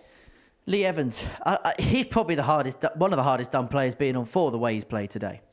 I know we can look at the last game where he averaged 103 and say, okay, you just ran into Nathan Potter at the wrong time.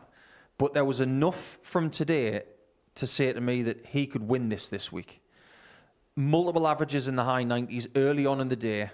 And even when he's being drubbed by the best player of Monday, he was sticking around. He did get a dart double in leg 4.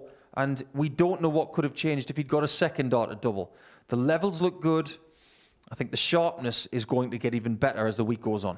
Has he almost surpassed expectations in terms of what we know how good he is and how high a ceiling he's got, but maybe we went into this week thinking we don't quite know where his game's at this present moment in time. I don't know about that. I think we did expect something from Lee because when he was sitting in this studio doing the Tungsten Talk, he was talking about the injury and the setbacks he's had in the last couple of years. But in his own mind, he was talking about taking that next step and not going too far with it. But we know how good he is, and we know how much more ready he'll be this week compared to the last time. I will not be surprised to see Lee there on Saturday night causing problems for other people. Let's talk the bottom two then. We'll begin with Dylan Dowling. What would be your assessment of his opening day here? It's not a bad debut day considering who he's been playing against. He's someone who has won a game on the stage. He's thrown 180s. He's had some pretty good finishes. He, to me, does look a little bit raw. He just needs to polish a few rough edges. But the intriguing thing is, we've had many an Irish dart player here. It would be really good for him to go away from today, get a bit more intel from his friends like Dean Finn and others, and just say, right, how am I supposed to feel about 1 win from 5? Because in his own mind, he'll see that as disappointing. But he really shouldn't feel that way because this is a great group to be part of.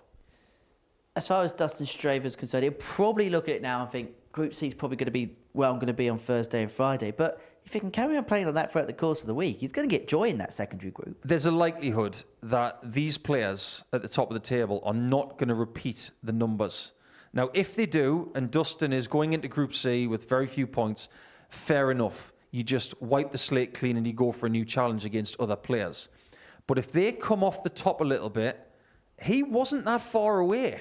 Remember how close he was in some of the legs against Graham Usher in the last match there. That game didn't last long, but he was right there waiting when Usher was taking out shots. He's not far off, and he's going to be the spoiler for the next couple of days. So this is how the table looks following the first day's worth of play. Nathan Potter, top of the pile, 10 points, the card completed. Graham Usher and Jack Tweddell, the two closest challengers. Lee Evans, Dylan Dowling and Dustin Straver, as you can see there, down the bottom of the group. Day 1 of 6 for us here at the Live Lounge in Portsmouth. And this is what we've got to come over the course of Group B and Group C later on this week. And the name on everybody's lips is Jack Aldridge, isn't it? Yeah, I think it is, but don't forget about Conor Heenahan. He's someone who loves this place, loves a 9-darter, loves a title win, whether it's singles or pairs. Gary Stone, let's give him a mention, because if we don't, he'll probably at us. And Gary's still a great player. It's just a question of what version of Gary turns up this week. And actually, for Gary Stone, there's a little bit of retribution to be had with this place because he lost in the semi-finals of the Global Championship to Jack Tweddell. He just keeps knocking on the door, doesn't he, Gary? And he's just not been able to get that elusive title yet. Something's going to happen for him. I can feel it. We talked about Andy Bolton for years not having a title that is symptomatic of his career. Then what did he finally do? He won the Tour Championship here with the ADC. And then he went to the Pro Tour. So I am fully invested in the fact that Gary Stone's going to do something in 2026. Right, you've got a little bit of a break. You get some food. We shall see you from 3 o'clock for the International Pairs Show, which will reveal the teams for the 3rd edition of the tournament. But prior to that, there's more international pairage for you, because it's time for Mr. and Mrs. International Pairs. They should never have double-barreled that surname. Danny Van Tripe and Jimmy Van Schie, a couple of people that are taking part in that, and you can watch that in a few moments' time. As I say, you can see which teams are going to be playing at the 3rd edition of the International Pairs. That's going to be from 3 o'clock this afternoon here on Pluto TV, so do set your reminder on the Pluto TV planner for that. Group A continues tomorrow from 9:30 a.m. Nathan Potter, top of the table, having picked up 5 wins out of 5 on the opening day, and he'll be hoping to keep up those exploits tomorrow. And who knows, we might see another 111 average in there. He finished runner-up last time. He's looking to go one better when we get to Saturday night's action. That gets underway from 7:30 p.m. We're getting towards the latter end of the series now. By the end of Saturday night, we will know 8 of the 12 that will be competing for the £25,000 jackpot come the middle of April. But that's it from us on what has been a quick fire Monday here at the Live Lounge in Portsmouth. But it is Nathan Potter who is top of the table. He was perfect on this Monday. We'll see you tomorrow from 9:30. Take care. Bye from us. The new Modus Super Series champion. Oh my word! It's another incredible moment tonight. Jeff Smith! It's match start. 5-star performer, and the bullseye is hit. It's Johnny Magnet!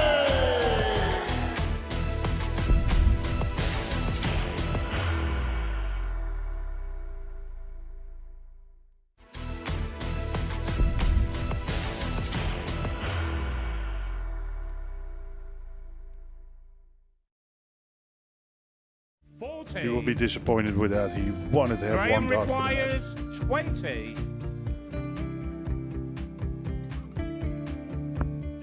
Graham Usher wins the first game of Champions Night, and it was an absolute ripper.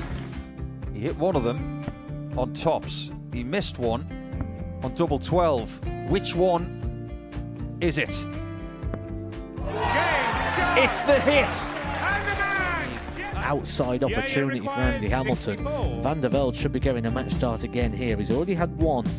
Mr. Darton tops for the match to win 4-1.